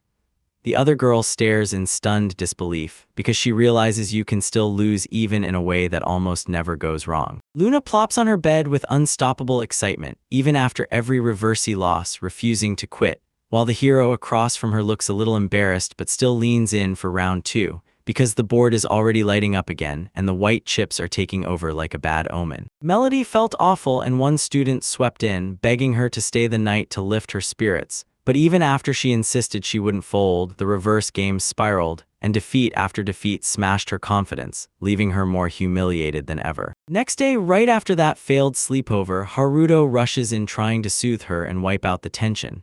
He flashes a smile and feeds her encouraging words, but Luna's already crushed, awkward, and defeated, and she collapses with her back turned, devastated. Confident and graceful, she doesn't just crush board games, she's got a brilliant mind, deep magic knowledge, and the kind of inner strength that makes her feel unstoppable and versatile in every move. In class, Luna turns heads with pure brilliance. She strides up to the board with zero nerves and crushes even the hardest questions, leaving her classmates staring in awe. Rujin and Melody are getting slammed by their studies, faces burning with embarrassment as they try to cover up just how lost they feel. But the moment combat starts, they turn around and show why they're unrivaled fighters. Harit leans in, eyes locked on the classroom chaos, quietly sizing up his classmates' skills, and then it hits him. These kids are way too strong, way too unusual to be ordinary. In the student council room, morning sunlight spills in, and that stuffed rabbit looks like it's staring down the whole meeting while someone talks about the freshmen. How weird, unusual, and totally different they've been this year. The Academy's backdrop is a wild lineup of first years, an elite combat mage, an elf who wiped out the strongest students, a mysterious spellcaster who's obsessed with the library, and the director's young grandson swinging high-level magic like it's nothing. In the student council room, they're freaking out over a bizarre case, and it gets even wilder in year 1. There are only 2 Dragonites, an almost unheard-of rare race. One of them can heal people with insane power, and the rest of the students, their identities are still shrouded in mystery. The student council elf leans in, all fired up about the incoming first years, and he's laser-focused on one big truth. Their class is led by the legendary Tina Haribo, the kind of name the whole school whispers like it's straight out of myth. Inside the student council office, the boy barks orders while she tells Coney to ship toys and sweets to orphanages for the academy, then orders her to keep digging for info on the first-year students. Yuko's grin breaks open as she proudly declares her new role. She's now the protagonist's loyal servant, and when the kimono girl clamps her hand around his, the guy goes wide-eyed with pure shock and confusion. He checks Yuko's status and nearly jumps. She really did become a mage, snagging the dreaded servant status too, and then she casually flexes her power right there, leaving everyone stunned when they see her max level, 99. Yuko smirks like she's keeping a secret, then unleashes her hidden power, brainwashing, and casually reveals she can control anyone beneath her rank, proving just how terrifying and insanely strong she really is. The heroes start comparing levels and boom, it's obvious two of them are on another planet. One hits level 20, the other blasts all the way to 105. Meanwhile, the main character, still level 1, just freezes, eyes wide, stunned as the crushing gap in power finally sinks in. The hero chats with an elf girl, top level and legendary for wiping out the academy's top 5 students, and while she talks, he wrestles with one brutal thought: signing a contract with Yuko before she can unleash her powers on him. A bunch of students huddled together, flexing hard, talking stats like trophies. Then one of the girls popped up her screen and flashed level 62, while 2 others chimed in with level 60, practically glowing with pride at what they'd pulled off. The girl's seething over her low level, just 52, while everyone else dwarfs her strength, and in the background, a guy grins as he shows off level 1, making the gap between them hit even harder. At first, she doubts she's strong enough, but her friends rally around her, shouting how important she is and how valuable her skills really are. Those kind words hit her right in the heart, and she lights up, sincerely thanking them. The short-haired girl lights up with pure joy, thanking the chance to learn without getting scared of any hostile skills, and right beside her, the other heroine beams too, pushing her to keep showing that gratitude to the master. The boy beams with joy, grateful he finally proved useful, recalling how Yuko picked him as her master. Yet even with that little spark of confusion, confidence surges through him as he's sure this is exactly what's right. The protagonist stares ahead with bated breath, ready to unveil his true level to everyone watching. Then he tugs his shirt to his chest because he can feel it. The moment of truth is right there, and everything hinges on this. Haruto stands before the screen, ready to drop his info just like the others, and his gaze goes ice cold, because he finally realizes he can't keep hiding the truth about his curse anymore. With his head bowed, the young man slams the truth in front of his friends and admits his guilt, because remorse is crushing him. He's sick with regret for hiding the real story of his curse for so long, and now he feels like he has to beg forgiveness from everyone. Right when the hero was about to spill his true level, a student snapped in out of nowhere, saying he didn't want to face the truth, and the calmer one quickly backed him up, making it clear the hero didn't have to show his data at all. One student remembers believing he was the toughest, until he thought only his grandfather could beat him. Then the academy shattered that arrogance, especially when he witnessed Tina's insane strength, the kind that made even the hero's grandfather look beatable. One student blurts out, panicking, that if he ever faces the hero's level, his confidence is toast. But when he finally shows his status and it's only level 1, the room erupts in shock and confusion, and everyone's expectations just shatter. Once the hero flashes his level, the student's confidence crumbles in real time, and the girl blurts out she doesn't even want to look, because she's terrified he'll outclass Tina. After the hero finally blurts out his level, his classmates recoil like they just heard bad news, and the girls straight up admit his power could scare them off and stall their growth, so they beg him to drop the topic for good. Haruto let out a breath of relief and shut it down. He doesn't need to prove his level anymore. Then he nods along, accepts the decision, and flashes a calm, satisfied smile. Morning sunlight pours through the trees at Eifer's Academy's training ground, the Steel Forest, and today the next class is kicking off, ready to throw the students straight into brand new trials. A bunch of first-year students step into the Steel Forest, the place where the upperclassmen usually train, then instantly scan their surroundings with wide-eyed wonder and tight nerves because they know monsters out here will absolutely tear them apart. One of the boys, burning with a fighting spirit, hypes a contest. Whoever wipes out the most monsters wins, and his eyes sparkle with pure excitement for the chaos waiting in the danger zone. The team huddles over a competition plan, and one of the girls finally admits she can only back them from the rear. Then the others explode with energy, yelling to split into pairs and start prepping for the fight right away, turning the whole moment into pure combative hype. Everyone starts pairing up for the big upcoming task. One guy pitches a team up with a girl who nods modestly and agrees, while the other duo clicks instantly and locks in right away. the whole place stays friendly, buzzing, and alive with energy. The students keep pairing off before training, some grin and jump in like the cat girl who gladly clicks into place with her partner, while others, already locked in with their usual crews, waste zero time and stick together like always. Before the training even kicked off, the heroes huddled up, Yuko beaming as she clung to a boy, and it made one other participant twitch with worry, too.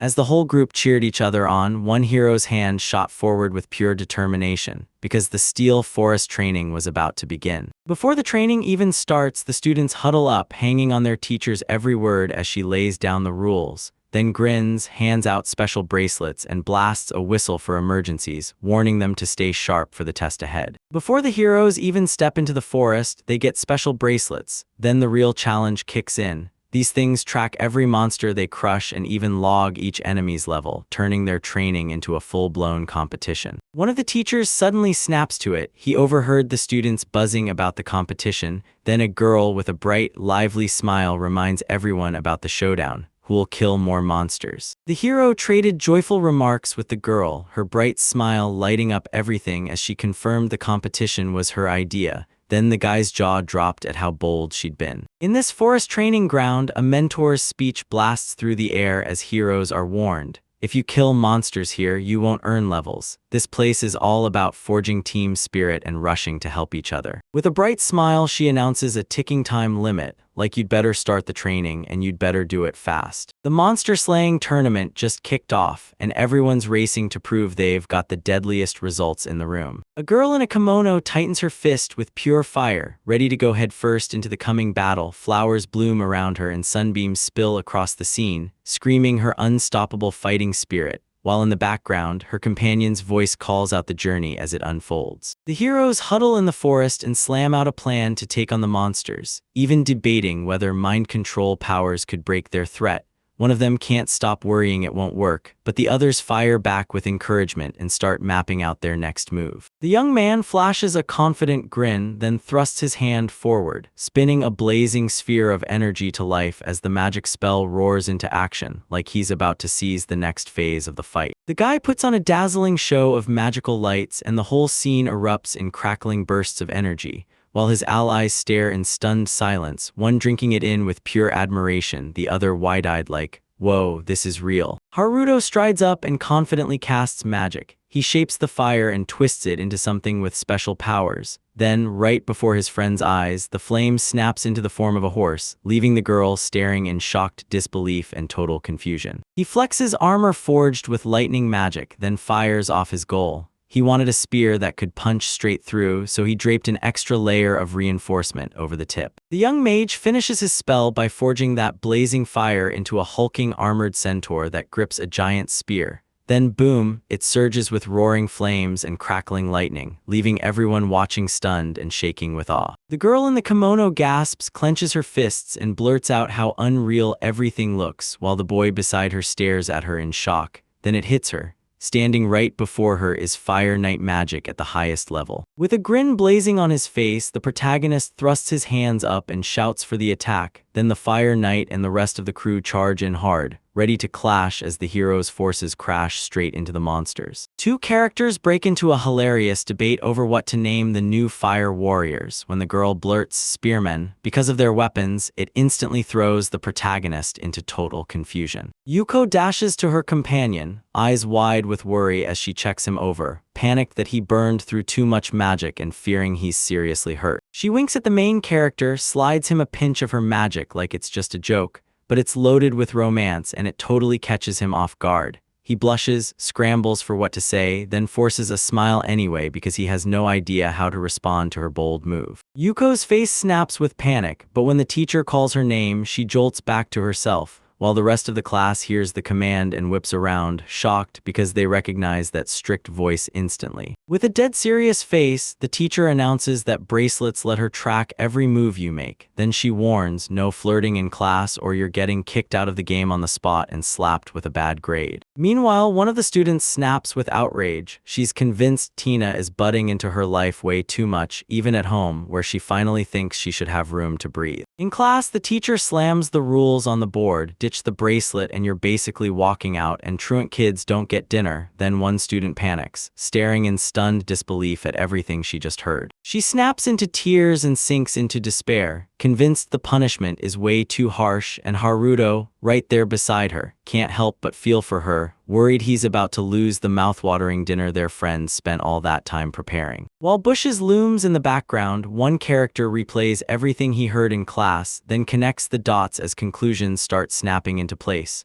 Right beside him, a plain diagram from Tina shows the whole situation laid out in simple figures. Two students chat outside, perched on the edge of a hill. One grins like he's replaying every word, while the other talks about how Haruto's kindness toward everyone has been hitting her right in the feels. One of the girls suddenly realizes everyone can tell how she feels about him, and she snaps into a full panic, clutching her face as her cheeks burn while her friends grin and chat like they already knew. Once she's paired off, the girl flashes a bright smile and thanks her partner for teaming up, and even though Haruto isn't her partner, she still looks thrilled, fighting hard to hide the fact. The girl flashes a warm smile as she remembers how the main character told her all about the help her current partner gave her at the entrance ceremony, and you can see gratitude in her eyes, mixed with a little spark of excitement. With a shy blush, the young heroine admits she made the chocolate as a thank you gift.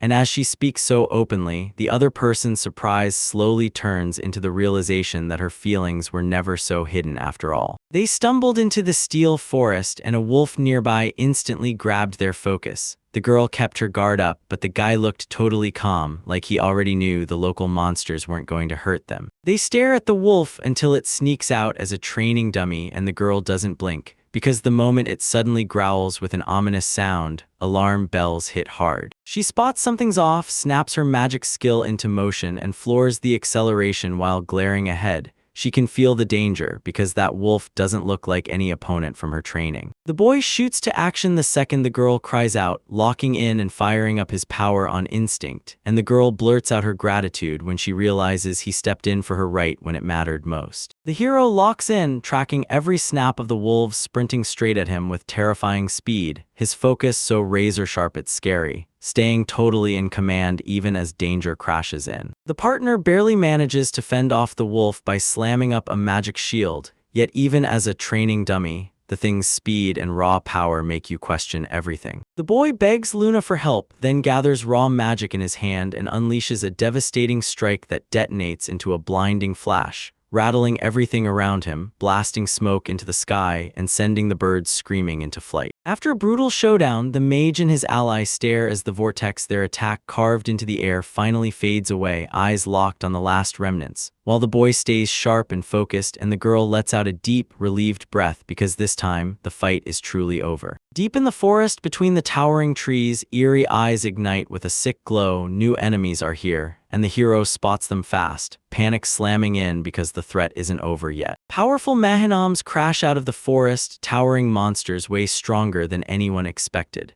The hero and his partner lock eyes, instantly realizing this isn't going to be a quick win, and dodging a fight is going to be nearly impossible. The team snaps into action. One of the girls barrels straight into the fight, yelling for the others to charge with her, and they rush in with zero hesitation, all teeth and fighting spirit. As the battle erupts, the girls fall into sync. One girl shoots a quick look and thanks the other for dragging the enemies right where they needed to be, and suddenly their confidence screams that everything is going exactly according to plan. Two heroines stumble into a forest packed with bizarre creatures, frogs, horned beasts, everything. Then one of them goes rigid, ready to throw down, and right above the treetops, bats swoop into view like a warning that danger is about to hit. The hero charges into a swarm of giant scorpions, then unleashes a crushing attack that slices them down left and right. Debris and shattered pieces scatter everywhere as he grins with pure confidence and unstoppable fighting spirit. After wiping out the enemies, the hero celebrates by slamming one into a rock, victorious and loud, while his calm companion just watches it all unfold with an unshaken, steady look. After the fight, the heroes finally crash and catch their breath. One kid lights up and starts talking like the defeated monsters could taste amazing, but the second, cool and quiet, waves it off with a tired, half-disinterested "not really," like they're barely even paying attention. The girl stands amid the defeated monsters, scanning the wreckage with a sharp, thoughtful gaze. Her eyes burn with exhaustion because the enemies never stop striking, not even for a single breath. Rushin is absolutely thrilled by his win, grinning like he just hit the jackpot, while the girl beside him looks drained and deep in her own thoughts. Even worn out, she stays composed because she knows his excitement is about to snap right into a lecture. The girl whips her head around in shock, sensing the air shift like a storm rolling in, and the sudden hush, plus that faint breeze, turns her nerves razor-sharp as if something unseen is closing in. May whips her head around warily, and her friend instantly notices her tense attitude. Then the air turns heavy, because something unsettling is closing in and ripping the girl's peace apart. The girls instantly feel a wave of magical energy, and Mai, eyes sharp, mind locked in, spots strange sparks hanging in the air and whispers that it could be an ifrit. So the pressure spikes hard as the heroines scramble to figure out where that wild aura is coming from. Mai and her friend freeze in shock when a massive magical aura suddenly crashes into the scene. The long-haired girl gasps, thinking it might be an ifrit, but her companion shuts that down. This isn't just an ifrit, it's something with an even crazier, way more powerful aura. Two girls clash on a forest path, one wearing pure worry on her face, the other flailing her hand in disbelief, while something unknown lurks behind the bushes, watching without a sound. In the command center, Tina stares at the screens and spots the monsters twitching in weird, unnatural patterns, and the more she watches, the more it clicks. Someone's puppeteering them from the outside. Anxiety claws at her, but determination hardens her resolve to track down exactly who's behind it and why. A pack of wolves bursts into the thick forest, and the girl's eyes lock onto them instantly. Those quick, uneasy stares say everything. The wolves act way too strange, like something's off, and then one of them erupts into a howl, almost like it's transmitting a signal. The wolf jerks its head toward the heavens and lets out a ripping howl like it's sensing something closing in, while that mysterious girl on the magic circle tightens her focus. She can feel powerful magic coming from way off in the distance. A mysterious girl stands in the swirl of roaring magic, hand lifted like she can feel the energy humming in the air. And right then, a warrior, a servant of an evil god, starts closing in as the dread in the room thickens every single second. Under a stormy sky, a young priestess with heavy-lidded eyes feels power ripple in the air, and she whispers that an evil god can't grow stronger, yet her voice trembles because she's sure several terrifying presences are lurking nearby. In a lavish hall tucked behind a carved pulpit, a shadowy figure lurks and weighs what his power truly costs. While the hero senses every drop of energy burned in that transformation, knowing one wrong moment means he'll be thrown aside and replaced. A horned demon with a cutting stare sprawls on the throne, jaw clenched as survival gnaws at his mind. He has to live as long as he can. Right in front of him, a priestess stands steady, carrying out his command to fetch the formula of God from the bottom shelf. White daffodils burst against a pitch-black backdrop, and with every bloom, the heroine's heart opens up. No fear, just a burning wish to be useful to someone everyone else calls terrible. Because to her, he isn't a monster at all, he's the one she wants to matter to, the one she wants to be needed by. In the quiet of the library, a young girl hunts for the right book, her thoughts tangled with the cruel rules that tell her to stay weak, don't change her status, and don't die. And even with her power chained down, every move screams one thing: she refuses to give up. Eyes shut tight, hands clasped in prayer, she steadies herself and focuses as shimmering spiritual figures swirl around her. She knows finding what she needs won't happen overnight, but nothing shakes her resolve, and magical energy surges through the air. Drifting through a magical library, she glides between floating ancient tomes, stunned by the evil god's knowledge left in the dust, and the realization hits. His power can build world-shaking things. The evil god's icy, accusing stare pins the maid holding the wrong book. His voice stays calm, but you can hear the irritation as he calmly lays out the difference between a formula and a formulation. In a dim, dusty library, the evil god broods as he remembers one terrifying thing among all those curse books. The one he needs might not be on the bottom shelf. Meanwhile, the girl tears through the stacks with shaking hands, her confidence crumbling, because if this is the book, the detailed stash of dark knowledge, then it could be the key that turns everything. The girl tells him to ditch the extra curse and try a different kind of magic, and the evil god nods with a sick smile, waiting with sharp interest to see what happens. The god's original curse was a total mess of a plan, and the hero still outsmarted it, then kept pushing forward until he cracked the spell and can now unleash Fire Night. It's a curse forged by a wicked god, and now it's crumbling because the god himself is crumbling too. Yet somehow the hero still has a shot to break the curse for good or even face down that god. The evil god gets drained by the ritual and crashes into sleep to recover, while the girl keeps using magic to track the hero, only to lose him, her heart pounding with the terrifying fear that he might be gone for good. The girl snaps to the truth: no one has named the next batch of heroes yet, so that means the old hero is still alive. She whips out a magic ball to hunt the hero's trail, but a nasty barrier slams her tracking attempts out of nowhere. Then she freezes in disbelief. Years have vanished. And just when she thinks it's dead, that ball starts reacting again. A bunch of students are kicking back by a campfire when their teacher, Tina-sensei, calls them, and her voice hits like thunder. The forest monsters have gone deadly, something awful just happened, and they all have to race back to their starting point right now. In a veil of darkness, the girl crept deeper into the forest, fighting the storm inside her chest while demanding serious magic before everything spiraled out of control. A shadowy figure suddenly materialized in the heart of the forest clearing, spilling raw power and sharp dread into the air, and when their eyes locked, it was clear. These two strangers were about to collide in a moment fate had already chosen. A stranger ripped through the fog, her weird aura snapping every eye to her, while the uniformed girl went rigid, like the whole forest was humming with something wrong, and every clue screamed that it was her, the creature behind the monster's chaos. The mysterious girl froze in place, her presence hitting like a poison you can't see, while the warrior across from her churned with a terrifying power, dark god energy laced with the blood of a true hero. Haunted by sharp premonitions, the heroine bolts forward with iron resolve to block the mysterious stranger. Then their eyes lock, and the whole world goes tense to the breaking point. Like she couldn't hold back her righteous fury, the heroine lashes out with one unstoppable strike. An explosion of force rips through the air, bursts the clouds apart, and leaves a glowing streak of magic blazing behind her. The blast isn't nearly as devastating as everyone feared. While the satellites tense up and stare at the sky's flash, the shock turns into pure confusion because the enemy stumbles out of the dust cloud looking almost untouched, wearing a faint smile like they've got all the time in the world. She refuses to back down after that crushing failure, even as her opponent scoffs at her chances. She snaps her will into a spell and fires it off, and like a bolt of lightning, Thor's hammer crashes down, right on target, to end this fight for good. A lightning blast snaps the enemy in place with glowing energy chains. She's the one who can't possibly be enough, the attacker thinks. Maybe the evil god's power is still sleeping, but no one knows for sure.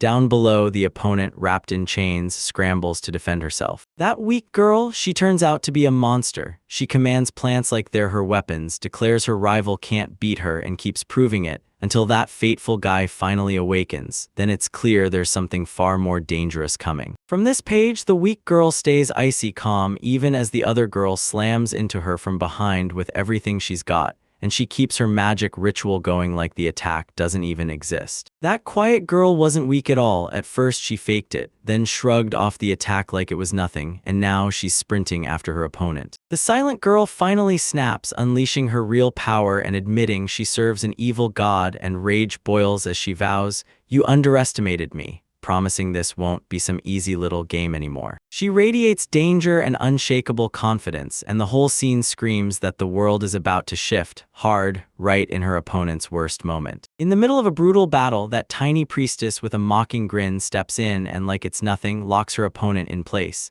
then clamps them close to her as if she's keeping them for a secret. And with a playful whisper, she makes it clear, people like her, the ones whose power doesn't show at first, are the most dangerous of all. The priestess summons the demon with a chilling smile, and her enemy goes stone cold with terror. The hunt is just starting. An explosion of magic erupts out of nowhere, and the heroine freezes mid-breath. Then a monster materializes in front of her, pouring danger from every inch, and she doesn't even get a second to figure out what's happening. A terrifying monster crashes onto the battlefield, an armored beast with a mask and razor claws, spreading instant danger, and the student blurts out to her mentor, panic exploding as she finally realizes just how deadly this enemy truly is. He hears the clash of battle and whips around instantly, panic blazing in his eyes as a shadow drops from the sky. Then he blurts out, "Tina-sensei," in pure terror, realizing something awful is going down. Like a whirlwind, a mysterious warrior rockets onto the battlefield, and with one crushing strike that could drop even a monster, he plants himself between the beast and its victim, his fearless stare screaming, "This is just the start." The monster never saw this kind of power coming. Then a lightning strike hits, and the hero smashes through his footing like it's nothing, jump, strike, grab one move after the next, because right in front of him isn't some random fighter, it's a real warrior. The hero dashes straight into the chaos, drags Tina-sensei to safety, and smashes the monster with a crushing strike, while the girl stands there, stunned as the tension skyrockets. Melody gets a cold order: snag the girl, while the students move like a single unit. One fires a spell, the other launches in with a leap. The air is razor tight, and just when it looks hopeless, salvation flickers into view. Melody absolutely nails it. She leaps like a bolt, snatches Tina-sensei midair, and those sharp, dynamic lines make the whole moment feel razor tight, until it all clicks into place at the very last second. Everything spirals out of control. She's slumped unconscious, her strength slipping away, and panic hits Melody like a punch in the gut. So she blurts out Luna's name and begs for a healing spell. And even though the air is thick with danger, the whole team locks in together to pull their mentor back from the brink. The tension spikes. Tina lies unconscious in her student's arms, while Melody scrambles and shouts at Ryushin, warning that the enemy is poisoning the air, so he's got to move with absolute caution. The enemy struck with poison and the girl crumpled into unconsciousness. Now the heroes have to move fast, save her before it's too late, and smash that enemy. Luna channels support spells into Ryushin: breath, unusual defense, power and speed boost, and multi-defense, until he's fully charged for combat, and then the counterattack explodes into motion. Ryushin sizes up the danger and realizes his enemy is pure trouble, so he refuses to get dragged into close combat. Then he amps up his offense, ready to unleash attacks that hit harder than ever. The heroine frets that she might not be an extrovert, but the team reassures her. Then one of the heroes gets wounded. Someone orders him to lie down and rest, and you can practically feel the care and support locking the whole team together. The heroes huddle and talk about how Ryushin just got crushed, and one of them snaps, "It wasn't that he's weak, Zagor was stronger." The girl's eyes sharpen as she remembers Haruto's words right after Ryushin went down. The woman's jaw drops. Ryushin, a dragon elite, actually cares about people, and she can't help but give his actions her full approval. Even with the enemy crushing him in strength, the boy snaps into battle-ready mode. He slams his hands forward and unleashes the dragon claw technique, proving he's determined to pass this test. The enemy's raw power blows everyone away, and suddenly the dragon's superiority looks shaky, because even after that crushing attack, it's clear the opponent is just as dangerous, and the tension keeps spiking. With Luna at his side, the hero blasts back into full combat readiness, pouring the dragon's magic into his body. And when the moment turns deadly, he refuses to wait another second. In the middle of a brutal, tense fight, one hero suddenly spots danger creeping in from behind and frantically tries to shout to Ryushin, because right now he's completely distracted. The heroes brace as a sudden, brutal attack detonates into a blinding flash. Then one of them rockets in, scoops up the girl in his arms, and hauls her out of the danger zone while everyone else stares in shock, fists clenched, hearts pounding with pure anxiety. Then out of nowhere, a fresh nightmare crashes the scene. An infernal demon in chains, massive claws bared, and a sinister mask hiding its face.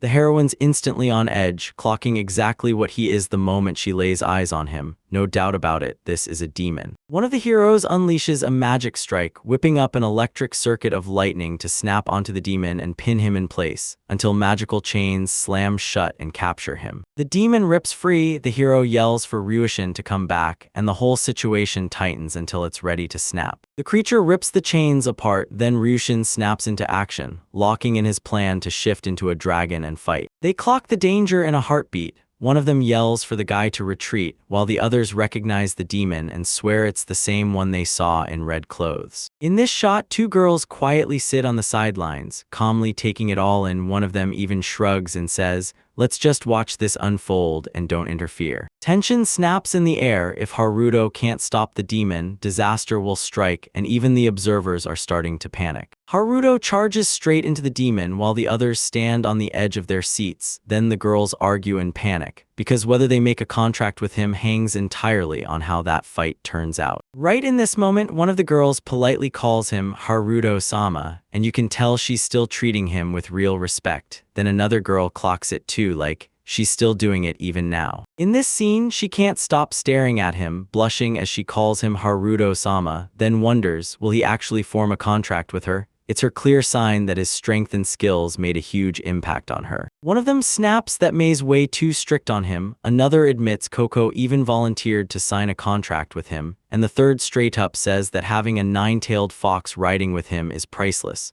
no matter how young she is. She watched Haruto's raw power and thought, I've got to get stronger, so she demanded a contract with him. May snaps at Maya, calling her naive and claiming she only wants a contract because she's never signed one with a human before. Then May realizes she got carried away and rushes in with a full apology. May snaps back that she's not dragging Mai into a contract with Haruto-sama at gunpoint. She just wants Mai to pick the perfect moment and choose wisely. Back to back like fate carved them apart, May clings to the memory of how Mai never let go, then prays now that her sister will spot a water mage and finally blaze her own trail. May's heart sinks as she remembers how Mai never left her side, but deep down, as the older sister, she still wants Mai to finally stand on her own, even if that means learning to let her go. May and Mai stand backed by their loyal wolves, staring out at the horizon with pure grit. Because if their allies are in trouble, they'll rush in without a second thought, and you can hear it in May's confident voice and see it in Mai's unshakable gaze. With her sister's words lighting a fire in her chest, May nods, eyes blazing, ready to act, and even the wolf senses her excitement, edging forward with care.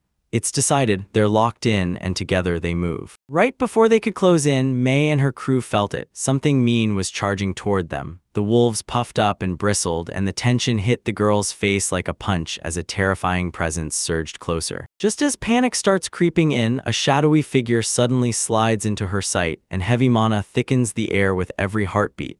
So intense she knows, even without mastering fire magic, this aura belongs to something wildly dangerous. A mysterious knight blazing in fiery armor steps into view before the heroine, and instead of cowering, she grins, thrilled beyond words. The heroines freeze in pure shock because a mysterious silhouette steps out, gripping a sword while wearing the body of a horse, transforming into a magical centaur knight right in front of them. With pure determination in her eyes, one girl snatches her sister's hand and yanks her forward like a bolt from the blue, leaving her sister staring in shock, then scrambling to keep up before she even knows what hit her. The girl spots Haruto's magic and snaps into action, rushing to hand him a contract right away, dragging her sister along too, and everyone nearby is left reeling in pure shock. She yanks her friend right along with her, praying that if that guy turns out to be a water mage, their love will last forever. Yet reality hits hard, and the feelings she's buried finally scream because she realizes she can't just let him go. The enemy rockets forward with a brutal power strike, and the character's eyes go wide. Fear spikes as his protective skin splinters, screaming that this is no ordinary hit. He gets hit in the blink of an eye, lightning fast, and before he can even think, the attack is already barreling straight toward its target. Ryushin fought back and shoved the attack away, but the price was brutal. He lost his arm in the process. The girl's scream ripped through the air as his severed limb crashed onto the ground. The enemy douses him in poison, and in that moment, you just know it's about to get ugly. One of the allies snaps a magical light whip into action, racing into the fight and seemingly shielding Ryushin. Because right now, everything's about to explode and a brand new fighter just stepped onto the battlefield. Haruto grabbed his ally's attention. His shocked face screamed, "You didn't plan for this."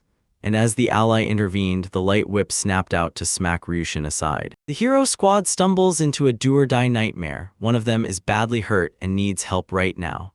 While one girl frantically patches him up, the other girl spirals into panic, barking orders for immediate action, because everyone knows that if they waste even a second, he could die. The protagonist hesitates right before the big move, and his ally pushes him, show some backbone, until the tension squeezes the doubt out of him and leaves only the weight of his responsibility to the team. A demon with a snarling, fanged face and too many eyes suddenly bursts into the heart of a magic circle, and glittering runes flare under his feet as the ritual's first terrifying spell kicks off. The girl snaps up a magical barrier to slam the demon back before he fully unleashes his power, and in the heat of the moment, the whole group has to move fast, differences be damned. Right in the middle of the brutal clash, a mysterious fire knight bursts onto the battlefield, and the hero's light suddenly returns. His shocking arrival sparks hope and flips the entire battle. The fire knight snaps into action and lunges at the monster out of nowhere. Then the heroes freeze in shock. The knight smashes in the decisive hit, and his blazing spear drives straight through the enemy, cracking the core and ending the monster in one brutal moment. The monster didn't die, it tore up and sprouted a brand new arm, and the heroes finally realize the only way to stop it is to smash every inch of its body, or it'll crawl back stronger. They finally clock it, there's only one way to beat the enemy: burn every last drop of magic they've got, and right then one of the heroes looks wrecked, like he's already hit his breaking point. This shot screams things went bad fast. Tina-sensei is badly hurt, hanging on by a thread, and the person supporting her looks genuinely worried, because the team can feel how critical it is and morale is crashing in real time. The fox has stacked up power like it's 2 tails deep, but it still isn't strong enough. Yuko throws herself in the blast, unleashing a massive surge of mana and pushing it through the magical barrier straight into his hands, so he's got it all now.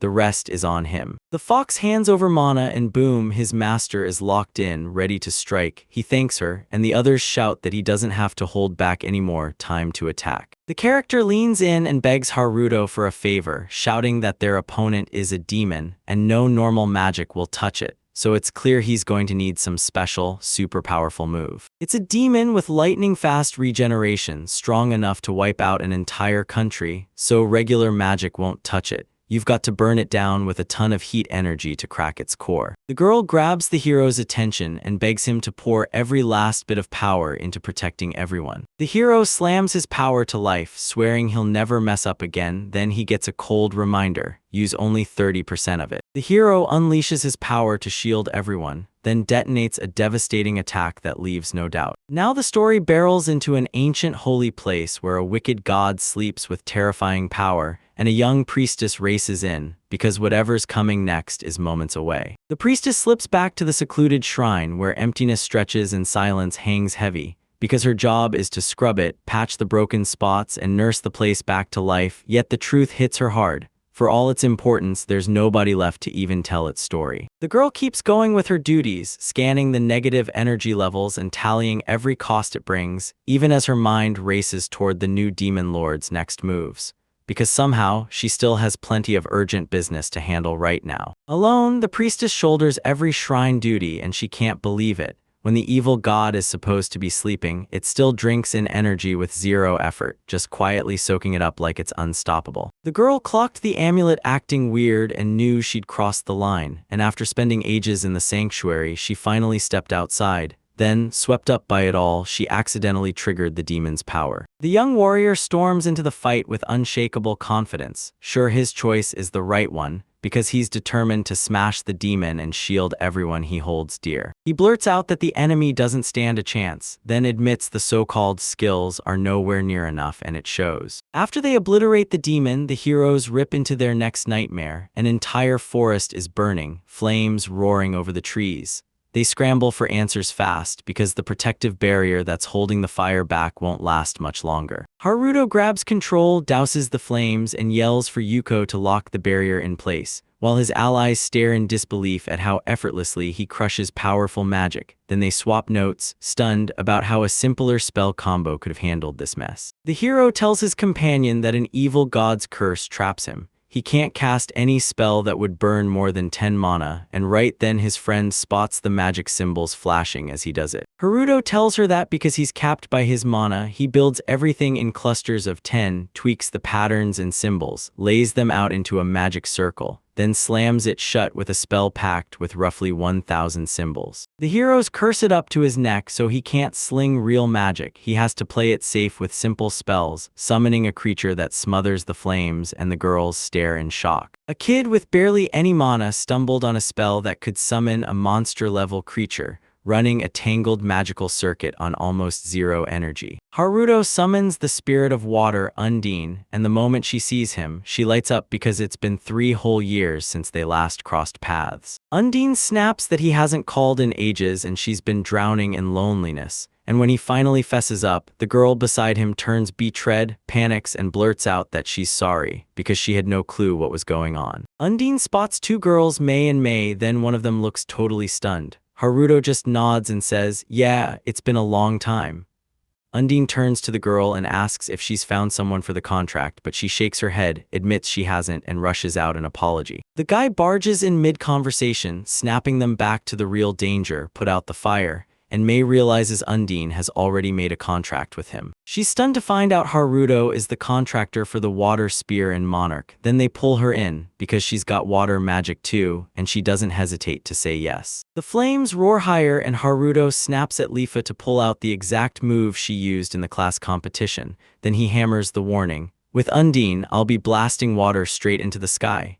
He leans in and tells her to cast her magic and spread that water wide. Lifa nods and agrees because she knows holding that barrier is getting harder with every single second. The hero shoots her a quick apology, then jumps in to support her. Hijo Haruto slams into his spell, then summons Undine right into the fight. Undine materializes out of thin air, and the hero thrusts his hands forward, ready to smash into her. Lifa notched a glowing spell arrow, then locked in with fierce focus. Water droplets scatter everywhere as she hurls the spellblast wind. The spell streaks straight for the fire. Haruto jolts, asking Lifa, "Can you keep going?" And she answers, "Yes." Undine thrusts her hands skyward and declares, "Everything's going to be fine." Water splatters onto the flames. She stares at it and snaps that the fire's only growing stronger, so this whole rain routine is totally pointless. May and Mai lean in and beg to try. The girl leans in and demands that Mai hand over her mana. The girls clasp hands tightly, like they're daring the world not to break their bond. May and May blast out the ice ballad spell. Ice crystals spark in the air and May races to tell her sister, "I'm starting." One of the sisters decides she's done playing it safe, and she wants to launch a blast of ice straight into the sky. The girls heave the ice flows up into the sky, grinning as they plot their next wave. Mai whips around to Haruto and demands he blast his fire to warm the clouds, because she's completely drained all of her mana. The hero realizes he and Undine have to keep blasting water, nods at the girl's demand, and figures out exactly what she's planning. Then Haruto kicks off the spell. He calls up a fiery demon, Ifrit, and the hero whips around, ready to help those girls. The demon flashes a sinister grin and greets the guys, and the next second, they're left completely stunned. May is stunned, blurts out in pure confusion, and screams, "Wait, tell me this isn't really an Ifrit." The girl can't shake the thought Haruto made a contract with Ifrit too. She blurts that it's way too sudden, then it hits her. Mai said he had an aura like Ifrit back then. The demon hurls the spell into motion, then Mai admires what it unleashes. Overwhelmed by admiration, she blurts out her love to Haruto. Mi lets out a huge breath of relief, tells me she fully gets every bit of what she's feeling, and just then, rain comes down hard. The girls clasp hands and Mi keeps going, telling her she gets it, wanting a contract with Haruto-sama, even if it means tearing herself away from her. Maya snaps in shock and blurts to her sister, "What did you just say to Haruto-sama?" Her sister lets out a shaky breath and confirms it. Rain pelts down on her as she wipes her forehead, like the storm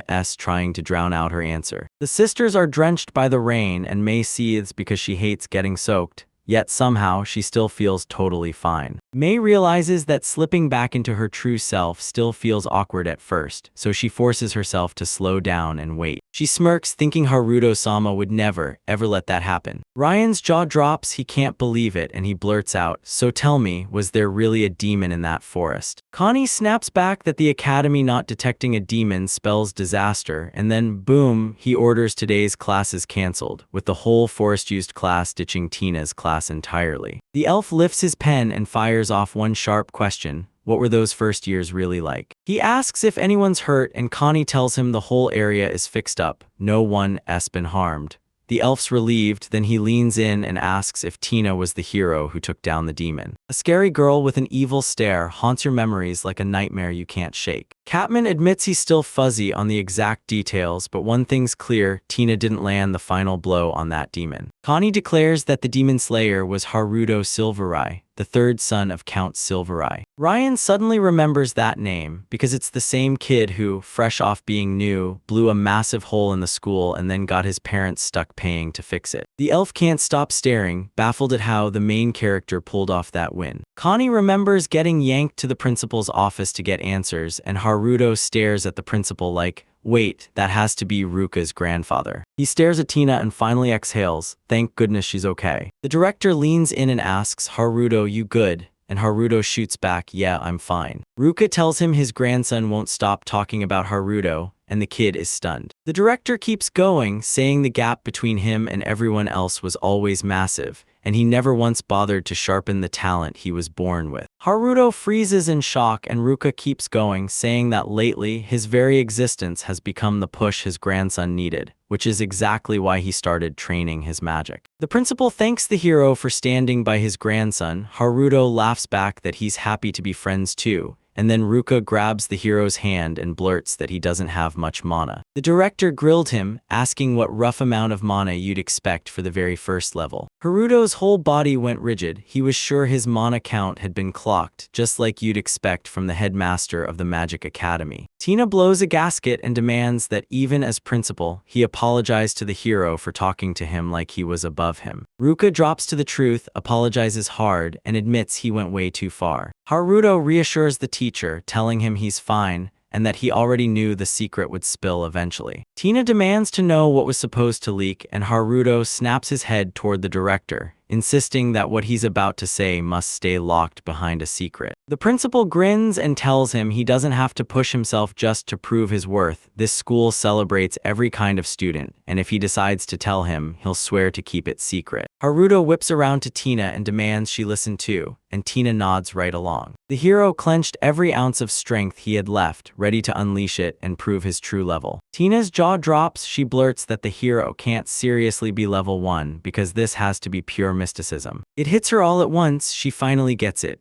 and she blurts out that's why the hero always relied on low-level magic. The director frowns hard and flat-out doubts it, because that section looks straight-up abnormal. Ruka keeps going and reveals a status petrification curse, and he's never seen anything like it before. Then he leans in and asks if this is the exact secret the hero was dying to hide. Haruto nods and blurts out that the reason he's stuck at level 1 is all because of this curse. At the instant he got reincarnated, he remembers it. An evil god cursed him, and that curse is what turned him into this. Tina trembles and blurts that the evil god is behind the Demon King's revival. He's the one spreading fear and crushing hope, and then it hits her. He's real. Haruto shoots Tina an apology for not telling her, and surprisingly, she isn't mad at all. She just smiles and says everything's fine. The director stares at the hero's stats and can't wrap his head around why an evil god would curse Haruto, and the protagonist fires back, because the god straight up told him he doesn't want him playing an active role in this world. The director insists that killing the demon is the whole turning point, and Tina nods along with a calm, satisfied grin. I'd say the exact same thing. Haruto throws doubt into the air and declares that the evil god just made a massive, boneheaded mistake. Ruka is stunned. She blurts out that the evil god must have messed up, and the hero shoots back asking if he can use magic to prove it. The director nods and the hero steps forward. He's about to unleash magic. Haruto whips around and demands the director check the quality of his mana right then and there, based on his status. The hero unleashes the fire spear spell, and his stats haven't budged an inch. Tina's eyes go wide. She blurts out that the hero's mana hasn't dropped at all. The boy insists that it doesn't matter how much magic he burns, his mana will never drop. The hero's teacher snaps, asking if this is a curse, and she refuses to believe it, but terror still locks itself onto her face. Haruto says he first believed the curse capped his status, but now he's convinced God screwed up when he cursed him like that. The director realized it the moment he heard him. I get it, you've got infinite mana, but where does that kind of damage come from? The kind that can straight up kill a demon. The hero blasts the spell on full display, then leans in and explains, this is exactly how it works. He tells you he's been stacking tons of cheap, low-level magic that costs under 10 mana each, then slams them together to crank his power sky high, using fire and dark magic at the exact same time. The director insists you can pull off anything with magic, no spells needed, and Tina immediately got what he meant. Haruto bragged that he grabbed 50,000 fire spears after wrecking the training arena, and the girl just couldn't believe it. Ruka tells everyone that to shut that magic down for good. He's thanking Professor Tina again. The professor's face turns beet red. She blurts, everything's fine, but that moment proves a rock totally ate the impact meant for her. The director drops the bomb. If Haruko really came from another world, then his power isn't some mystery at all, and he's got the hero pegged as something wildly abnormal. Ruka grabs Haruko's attention and tells her to take it easy and not overdo the exercise. The main character grins and nods, agreeing to the director's plan without hesitation. Tina strides up to the boy, thanking him for hanging around, and the hero whips toward her, asking if she's finally done talking to the principal. Tina says the principal backs the hero as hard as he can, and Haruko jumps in to say he's a genuinely good person,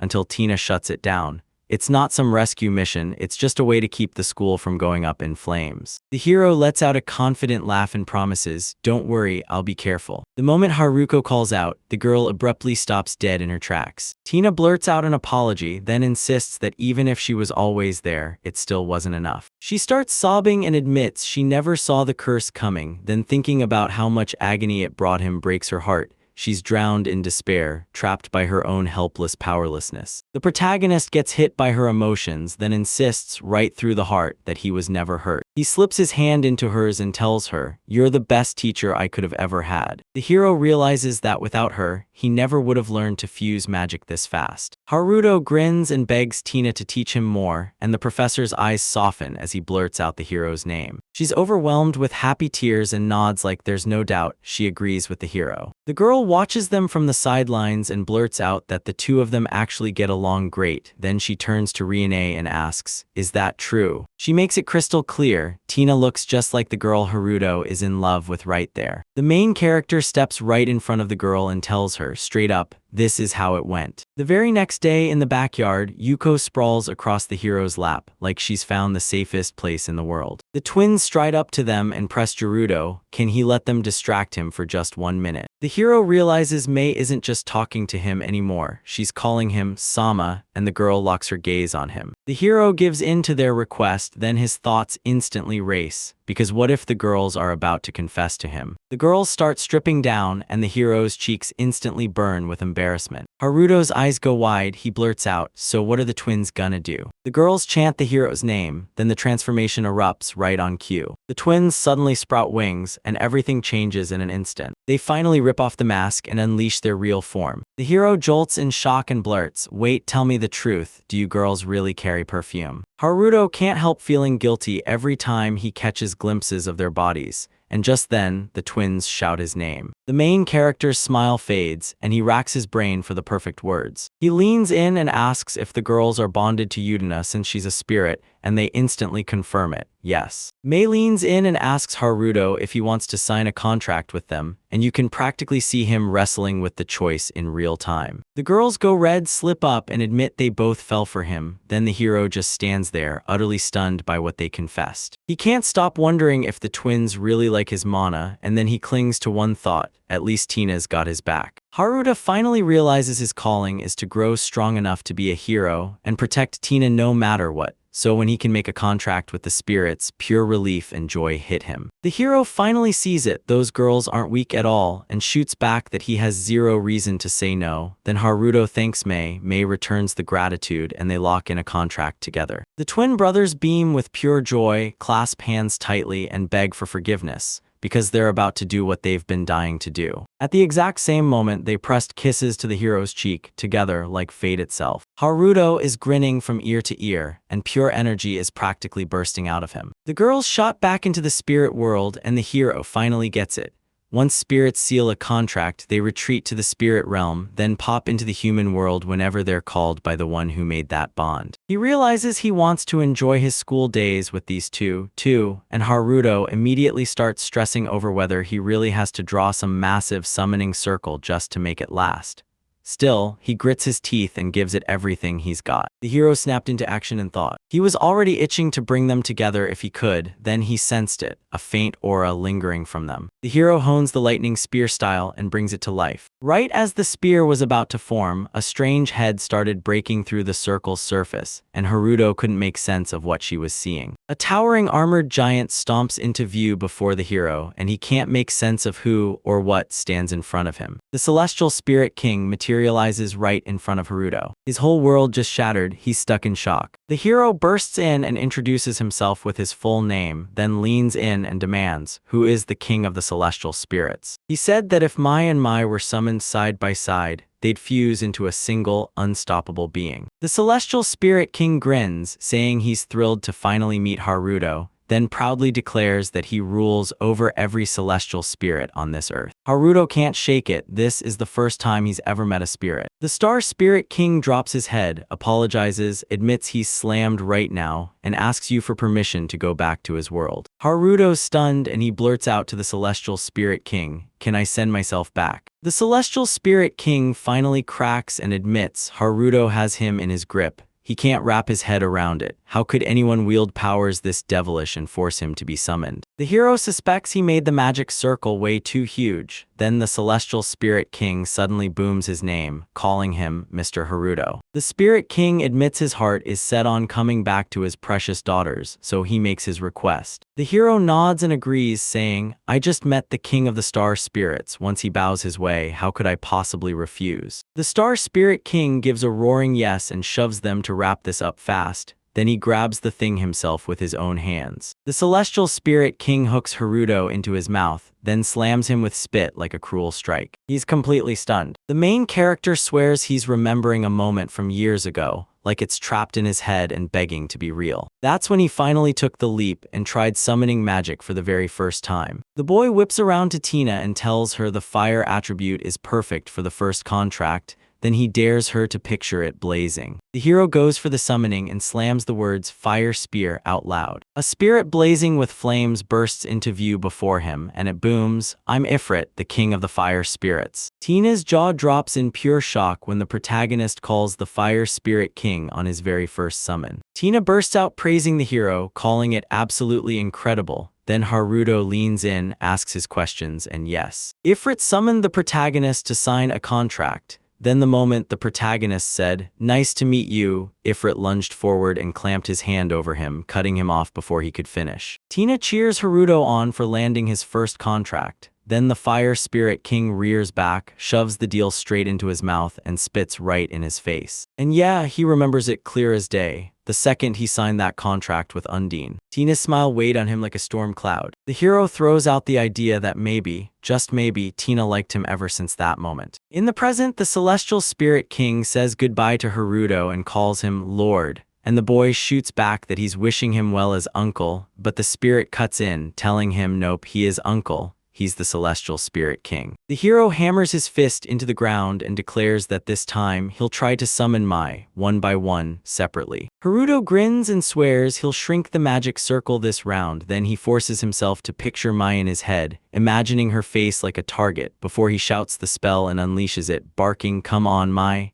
as a fiery spear blasts out. Mai bursts out of the flames, and the protagonist finally realizes it all went exactly as planned. Smiles brightly and warmly greets the protagonist, like everything's finally falling into place. Mai rockets toward Haruto to wrap him in a hug. Then the Celestial Spirit King cuts right through the moment. The Star Spirit King finally turns his attention away from the hero and barks, "Who's trying to make a contract with Fire Spirit Mai? Say your name now." The king demands, "Show me your strength," and he expects results right now. The Celestial Spirit King clocks Haruto and Maya cradled in his arms, and all three of them stare back at each other, stunned and confused. The Fire Spirit swears the king is staring straight at her, and the protagonist whirls to Mai like, "So all I have to do is prove I'm stronger than him."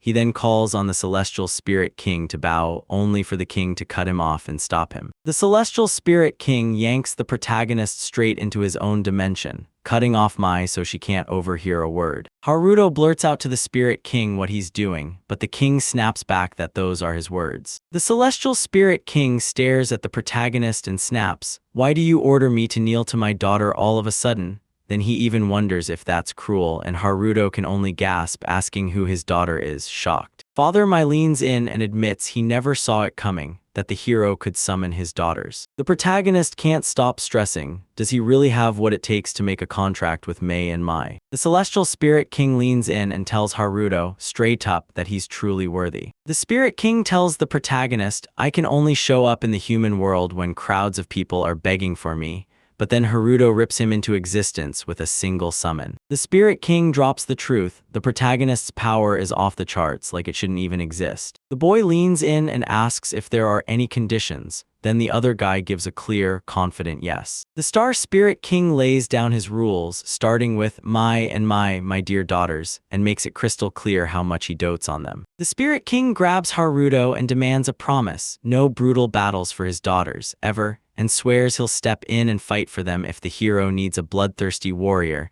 Then he drops to his knees and bows before Haruto like the moment is holy. The protagonist nods and swears to the king's terms, then tells him to lift his head, while Haruto promises he'll call in the second only when the moment turns deadly. The Star Spirit King leans in and thanks the hero, then right on the spot, tears spill from his eyes. He tells everyone, "Give me a moment, I have to carve a teleportation magic circle, and once it's done, it'll pour in real magical power." The Celestial Spirit King is so shocked by Haruto's power that it nearly knocks the breath out of him. The king can't help but stare in shock, wondering what kind of devil-level power this really is. He can't stop wondering, who is this kid really? That same night, the mansion echoes with the main character's own scream right from inside.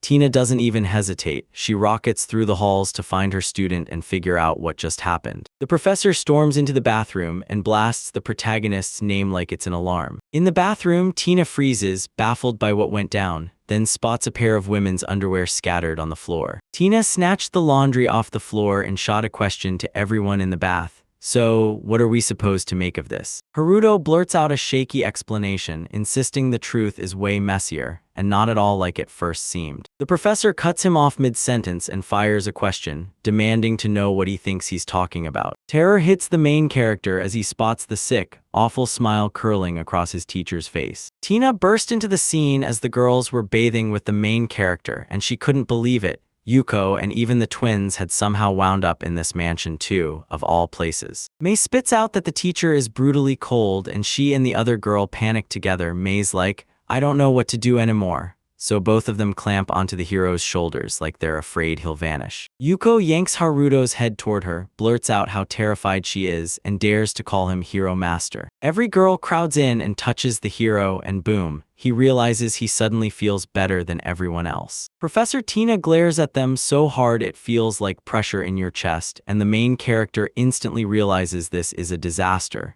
and time is running out. He practically drags the teacher along to join them for a soak. Tina stumbles on the girl's underwear. Shock and embarrassment hit her like a wave, she's seething. The professor flings the girl's underwear at Haruto and growls at him to slow down and stop rushing things. Right as Tina's blood-curdling scream bursts out, that underwear drops straight onto his head, trapping him in absolute embarrassment. The hero seethes because he and the teacher share the same bed, yet she still refuses to bathe with him. Yuko says only the truly great are driven by a wild, carnal hunger, but Haruto can't even begin to wrap his head around what she really means. She admits that as a nine-tailed fox, she might look a little immature, but she's still insanely proud of her body. Yuko tells everyone that Mai and Mei are gorgeous in their own way, sitting on either side of Haruto, and the hero instantly turns beet red. She insists that even though the hero is surrounded by 3 adorable girls, he still invited Tina to swim with them. Yuko demands how he could pull off something like that, and the hero bluffs, saying it's all a misunderstanding, and he just wanted to invite the teacher for a friendly bath with them.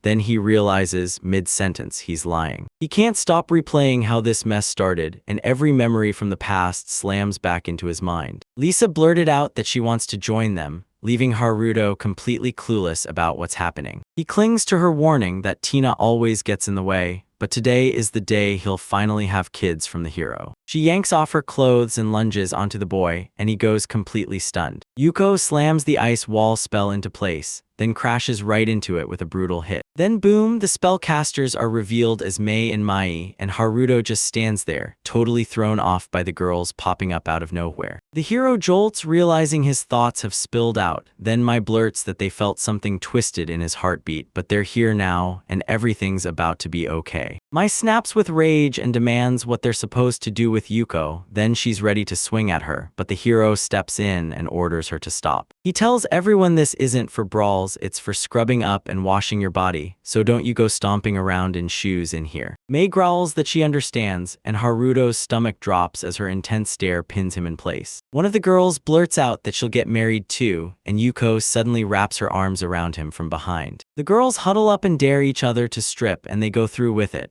while Tina freezes in pure shock and the main character erupts into a scream. Mei splashed into the water and declared that the hero had finally revealed his real face. Arito finally clocks it, things are turning dangerous for her, and she spots the truth before it crushes her. Mei drops her gaze and blurts out words no one can understand, and the hero doesn't even flinch. He's locked in and unshakable. Mei blurts out what her sister's doing, then points out he's even smaller than Papa. Haruto's mind snaps back to the Spirit King, and panic hits as he realizes he can't possibly have more. The hero's gut clenched as his body reacted to the situation. Haruto suddenly snaps into it. He's a sage, and he can command his mana, while that tiny Haruto of his is basically being steered by the power coursing through him. Mei stares him down, then shuts her mouth tight, saying nothing at all. She grabs the hero's leg and he snaps into action, asking what's wrong. She just shakes her head and says, "It happens to people like us." Tina glances at the hero while the girls crowd around.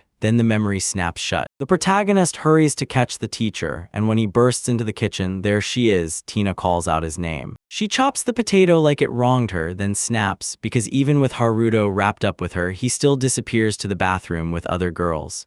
The hero clocks it instantly. She's throwing a full-on tantrum. Tina stares at them and realizes they're all young, with flawless skin, while she's way older than these girls, though she's still pretty young for an elf. And yet, Haruto didn't even get in the bath with her. The hero secretly watches her, stunned by how unbelievably beautiful it all looks. The professor suddenly clicks he invited her on purpose. She actually wants to go, but her stubborn streak slams the brakes and Haruto soaks up her words like fuel. The main character swings an invite to Tina, "Let's hit the hot springs." She blushes like crazy and blurts out, "So, how long does it take for this to dry?" The boy just smirks and says, "Not long at all." Haruto tells her, "I don't see you as old, I see you as a polished, refined girl." Tina bursts into tears from pure embarrassment and snaps at the hero for overhearing everything, and the hero immediately shoots back with a heartfelt apology. Haruto leans in and asks the teacher what he thinks of his idea, and then straight up asks the girl if she wants to hit the hot springs with him. She blushes hard and blurts out, "Are we going, just the two of us?" The boy nods with a grin, answers her yes, and promises they'll go, just the two of them. Tina's smiling bright, then she nods and agrees to go with him. Haruto grins because she agreed, and he promises, "We're going there next weekend." The professor can't wait to unleash his strength. She was so rattled with nerves that she didn't even realize she'd peeled a whole mountain of potatoes,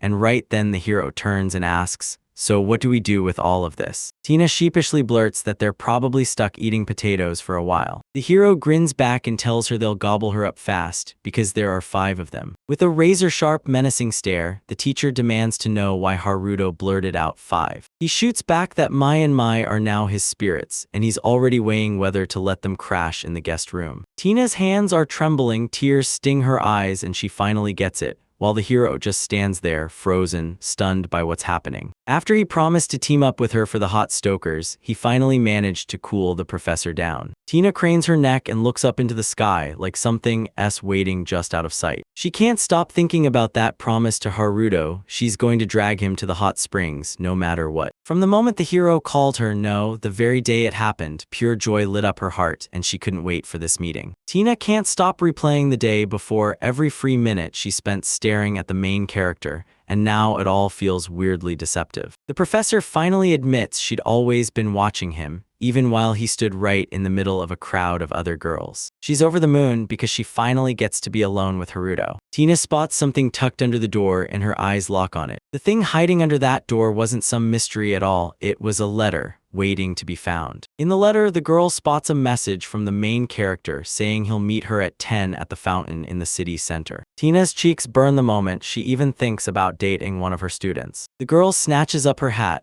already daydreaming about the date waiting for her. Tina straight up admits that stealing a date with the main character is one of her biggest dreams, and today, she's finally going to make it happen. The girl reaches the fountain and freezes when she spots Haruto shouting for his attention. The student shoots back with an excited reply and greets his teacher right away. Tina catches herself noticing how the main character's outfit fits him perfectly, and yeah, he looks insanely attractive in it. Tina blurts out an apology for making her wait, but Haruto cuts in and says, "Don't worry, I just got here." The protagonist clocks his teacher's fresh outfit and blurts out a compliment, saying she looks cute too. Tina's cheeks instantly flush red as she stammers, "Thank you." Haruto turns to Tina and beckons her over, then thrusts his hand out like he's daring her to join him. Tina slips her hand into his, right in the quiet moment. Right then, the girl's cheeks ignite with a blush and her mind screams two questions. What should I do, and will my heart make it through today? The protagonist leads Tina to the carriage, and she immediately asks if they're really going to ride it.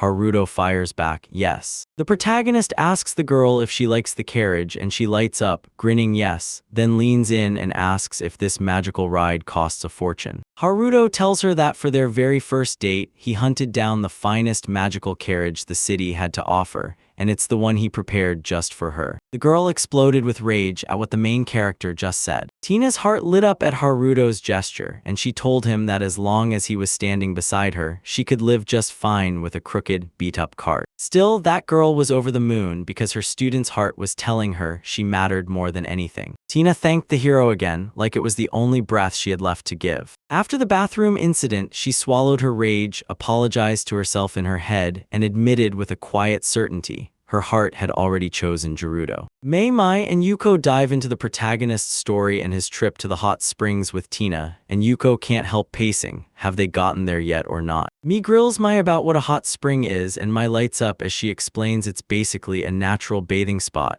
Steamy, relaxing, and out in the wild. Yuko crawls into bed and mutters that she wants sleep, but Mai stops her cold and demands she knock out a few chores first. The fox drops the truth, she just burned through the mana packed in her 9 tails, so now she has to crash and sleep. Nine-tailed fox blurts out that she wants to binge sleep all day, and she swears that if she cuddles up with Haruto, her mana snaps back way faster. Mai blurts out that she's starving, and Mai snaps back that being hungry in a human body feels downright awful. Then Mai tells her Tina left us food. Mai says that if her memory's treating her right, the real trick is simple. Warm it up. Mai lifts her hands and unleashes a blazing spell, heating up the food in seconds. Yuko's blood went cold when that brutal explosion ripped through the air. A 9-tailed fox stormed into the kitchen, hunting answers about what just happened. Lisa burst into the kitchen and found the sisters huddled at the stove, staring at the food Tina had left burned to the ground. In the pot, there was nothing left but burning coals, and Yuko's face twisted with frustration, because just before everything went sideways, she'd been dying to taste Tina's curry. After the girls apologized to the fox, something snapped into place in her, judging by that look on her face. Yuko just shrugged, oh well, and yanked her apron belt tight. Yuko whipped up an omelet for the younger ones and made sure they remembered to thank her for the gesture. One sister lit up with pure joy while the other stared in total confusion, like she couldn't even process what she was seeing. Tina and Haruto halted in the forest, then ditched the ride and pressed on by foot, because the woods were crawling with dangerous creatures. The teacher leans in and tells the main character one thing that changes everything.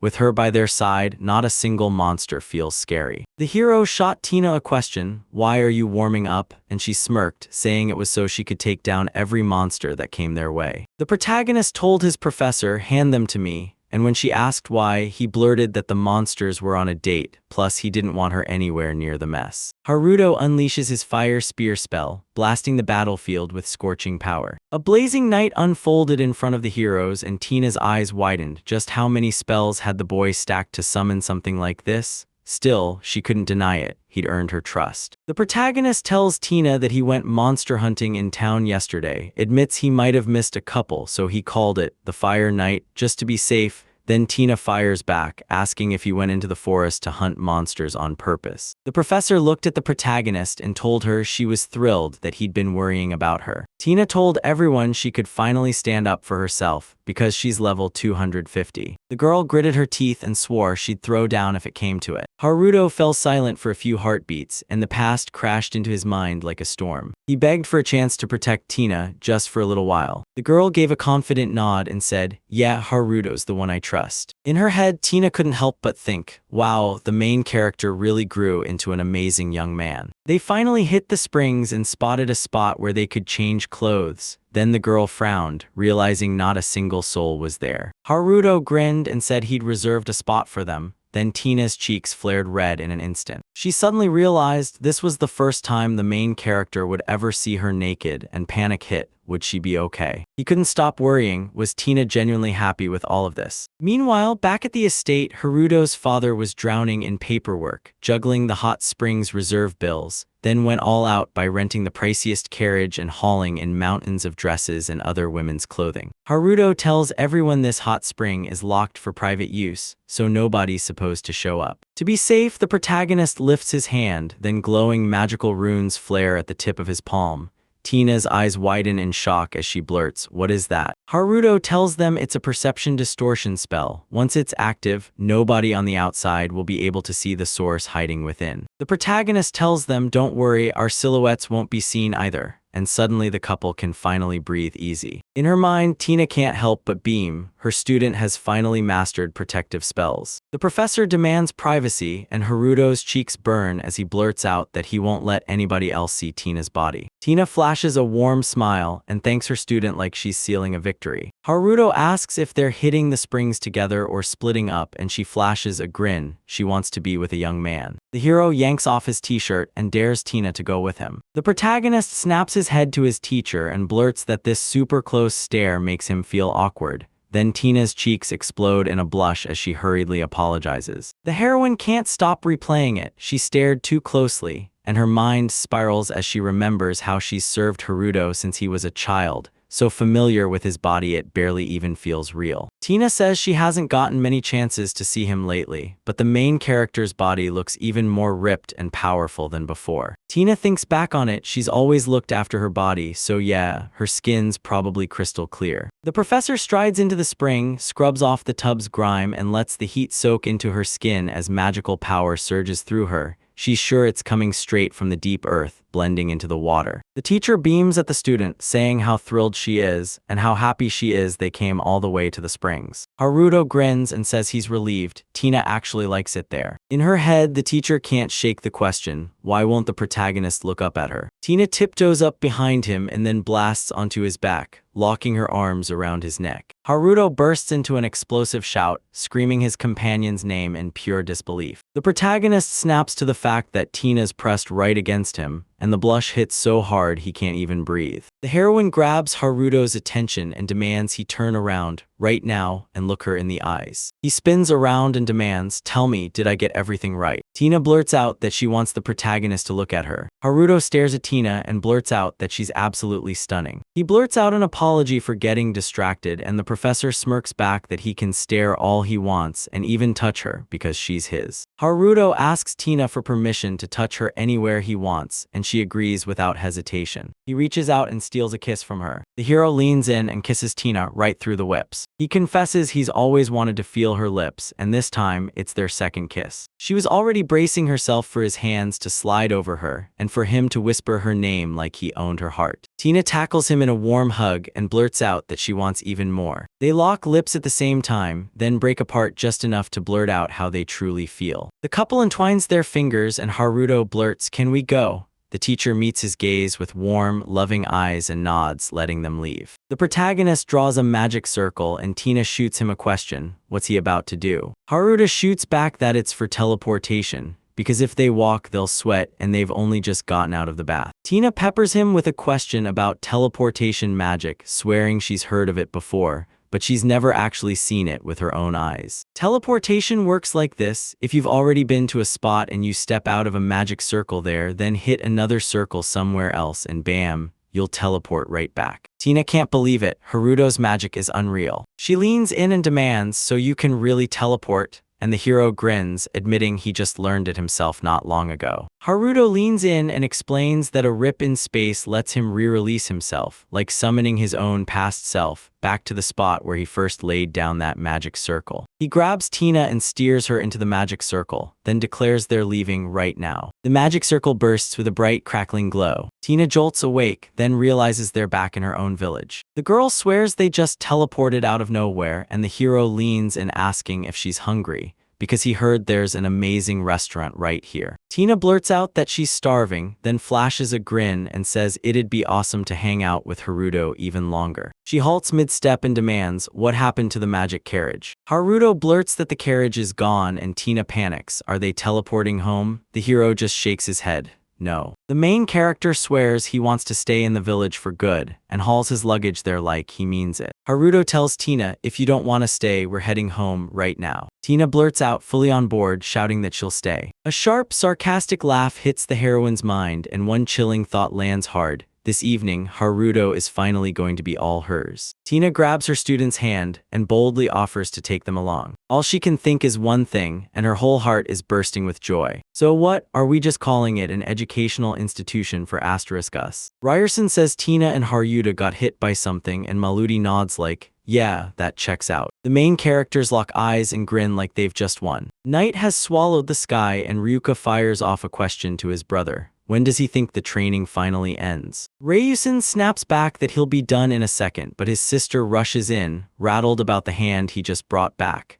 then worries she doesn't know whether her brother will push himself into the ground and keep training. Dragon Tribe, if dragon blood courses through your veins, you're born with brutal battle power, but there are only a handful of them. They only bet their trust on people with pride and pure strength, and with the Dragon Tribe, you get just one companion for life, and yeah, there's a reason they're so strict. The ultimate dragon god ruling over dragons and dragonfolk alike built the dragon priestess system to make sure everyone's future stayed bright and prosperous. By letting the captive women who fought for their safety use brutal healing rituals to restore every single race, they fan the flames of belief in the dragon god, until that faith becomes the dragon's true power. The dragon Miko's job isn't just hanging out with other dragon folks. She links up with the most powerful people around, and she brings their children into the world. In this world, cross-race relationships can happen. When a child is born, they'll either inherit their mom or dad's race, or they'll come out mixed, but with the dragon god watching over Miko, her child is destined to join the dragon tribe for real. An oracle of the dragon god poured the power of the magic system straight into the modern dragon Miko. Ryuka asks Ryushia if she should keep quiet that he's her younger brother, because it's seriously awkward for the newest family member to just walk into school.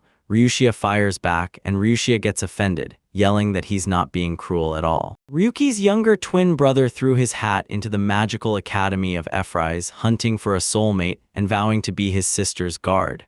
The girl insists her brother will protect her, and he swears he's in. Ryushin whips around to his sister and demands, if I can't fully turn into a dragon, can I at least get that power from Haruto? She clears up what her brother meant about the fire spear, and Ryerson immediately snaps back, yes. Ryuka figures that if Haruto blasts the area with fire attribute magic, his brother will finally get his hands on the spear. She tells him if your hero magic is fire or water, then on that final minute you would have sacrificed a slice of your soul so I could bring you back to life. Ryusen's stunned. Ryuka bets that since Haruto can wield light magic, his brother won't stand a chance, plus if the hero drinks in Ryushin's power, it won't leave a single scrap of soul behind. The brother realizes that this side of the main character's situation matters way more than his own worry. Ryusen figures the sister probably sees the main character as the perfect pick to be her companion. She shoots back yes, and you can tell the brother is still totally stumped. Ryuko points out that even his mother said the same thing. Human races aren't something you get to pick. Life burns out fast and the body is painfully fragile. She tells everyone that when she saw Haruto's strength for herself, race and all that stuff just didn't matter to her anymore. Her brother nods along and says, yeah, the only real problem is life expectancy, because compared to our race, who can live for hundreds of years, humans' time on Earth feels way too short. Ryuka lets out a heavy sigh and mutters that maybe, just maybe, there's nothing wrong with it after all. Ryushin leans in and asks her straight up, once she finishes her duties as a priestess and Haruto is out of the picture, will she finally find peace? She snaps back that she isn't heartless, then insists there's gotta be a way to fix the problem crushing the main character's lifespan. The boy blurts out a question about life expectancy and the answer hits hard.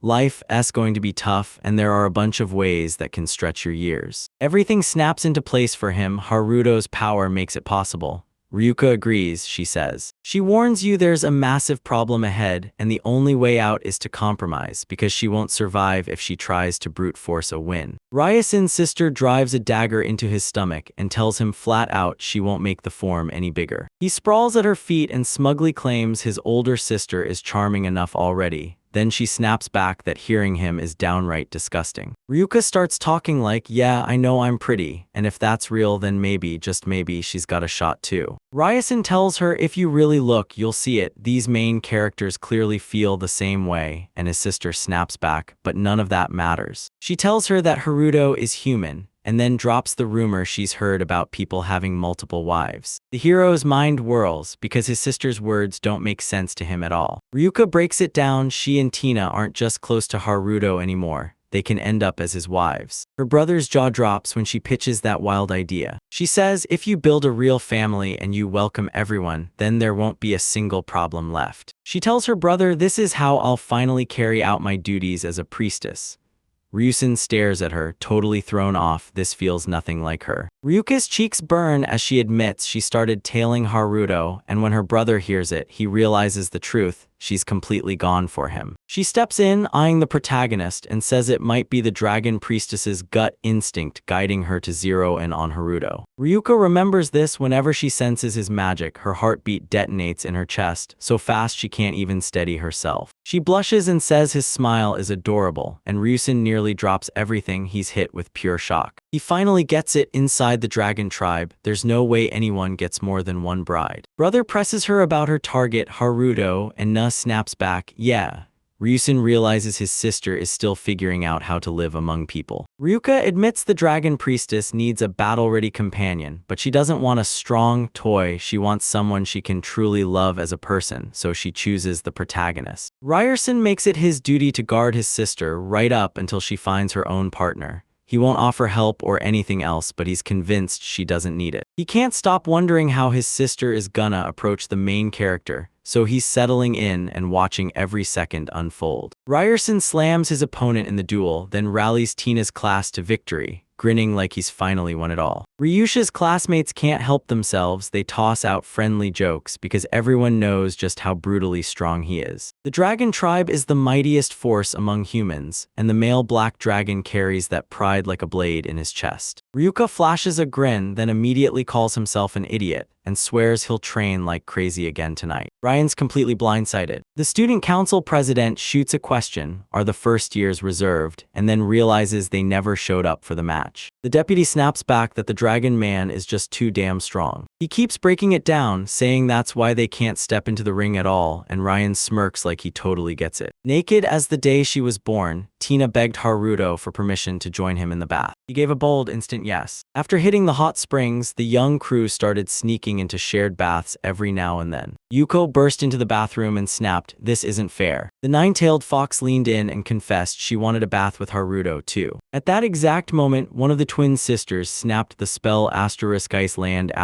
into place. Yuko slipped to a stop, her brow furrowing as confusion flashed across her face. She blasted across the bathroom in midair, slammed straight into the wall, and cracked it wide open. The twins snapped that if the protagonist isn't dressed, they can't hand over all the demon's magic, because that's exactly when they can snatch even more. Haruto shot out a command for everyone to calm down, because sharing his magic and the next move together was the smarter play. Yuko shot back at the protagonist, declaring she couldn't keep giving in to her sisters anymore. Lisa told everyone that the nights she can cuddle up next to Haruto are shrinking fast because of Mai, while Tina is the only one guaranteed to sleep with him every single night. Tina leaned in and asked Yuko if she should hop into the rotation too, and Yuko answered with a bold yes. Tension started to simmer between the girls, and Tina stepped in to break down exactly what the fox meant. Haruto burst in, snapping for everyone's attention, determined to shove his way to the front and make them finally listen. He begged everyone don't switch spots at night and made it crystal clear this was his special request. He finally confessed it was because he loved Tina, and the whole room stared at him like he just lit a fuse. One sister shot back right away that she'd do exactly what the main character asked, because she'd been waiting on this for ages. Mai followed Mai like a drumbeat, repeating every word, so Yuko had no choice left but to defy her master's will. It turned out to be way easier than the protagonist ever thought possible, and that shock hit him hard. Tina's cheeks burned with pure embarrassment. Haruto's sisters immediately understood his feelings, then swore they'd respect whatever choice he made. Yuko told everyone Tina's food was so delicious that nobody could bring themselves to refuse it. Tina spun toward the main character and blurted out that she was insanely happy. She turned to everyone in the room and thanked them, faces bright, gratitude loud. Haruto just nodded with a simple yes, and every girl there, Tina included, snapped their memories back to the same thing. The main character was standing right in front of them. The girls swarmed in and pinned him down, desperate to drain his mana. Tina asked the hero what he wanted for dinner, and the hero paused, racking his brain for an answer. The girl figured it was a nice touch that the stuff got sold right near our class, and she even fired off a remote thank you to everyone who kept an eye on it inside the classroom. Haruto announced that the class test was cleared by everyone, except Ryushin. But he's absolutely crushing it in every fight, he practically told us straight. Luke and I still haven't even stepped into the ring yet, the main character said. The hero decided it was finally time to sweep Tina to the best spots in town. And just as the main character started to think about it, something crazy snapped into place. The tall blonde man pushed Tina's the name that starts everything. Haruto shot in beside her and snatched her attention the moment she showed up, then blurts, "Hey, are you okay? Talk to me." The girl grabbed her savior's hands and poured out her thanks like a promise. The blonde screeched to a stop, apologized to Tina for getting lost, and admitted he'd been so deep in his thoughts that he messed up. Then he snapped, "Are you hurt?" Suddenly, he froze in shock because it was Tina. He blurted, "Is that you?" And the elf smiled, saying she looked even more beautiful up close. He closed the distance even more and boldly confessed, "I like you." Right then, this couple only had one shared thought: what just happened?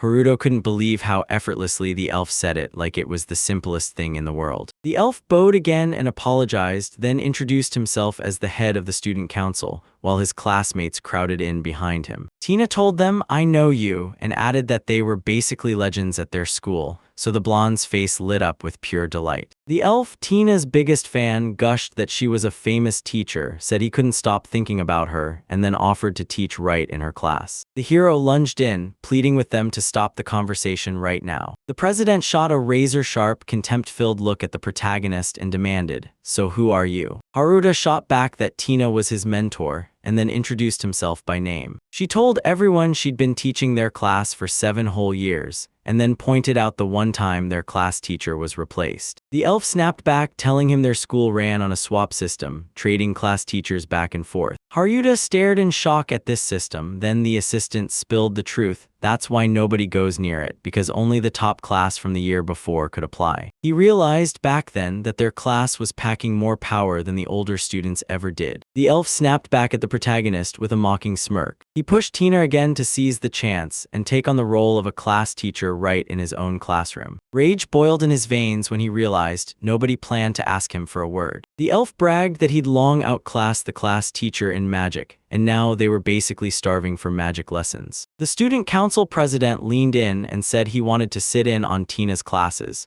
because everyone's been cheering her like a true heroine. The moment Haruto finally worked up the nerve to say he liked Tina, his thoughts instantly snapped into place. Tina's fame had been his target from the very start. The protagonist demanded, "Do I have the right to veto and shut this down?" And the presidential aide snapped back, "Yes, you can." He said, "If Gerudo beats the opponent you picked, then you don't have to agree." But the elf rushed in to warn the main character, because last year in that class they didn't drop a single match. The hero's mind flashed back to the warm, joyful days with his teacher, and he clenched himself for what came next. The protagonist demanded to refuse. He'd take on the elf class, fight to the end, and never let go of his beloved. The president stared at him with clear contempt, and Tina blushed hard, yet her eyes still screamed gratitude.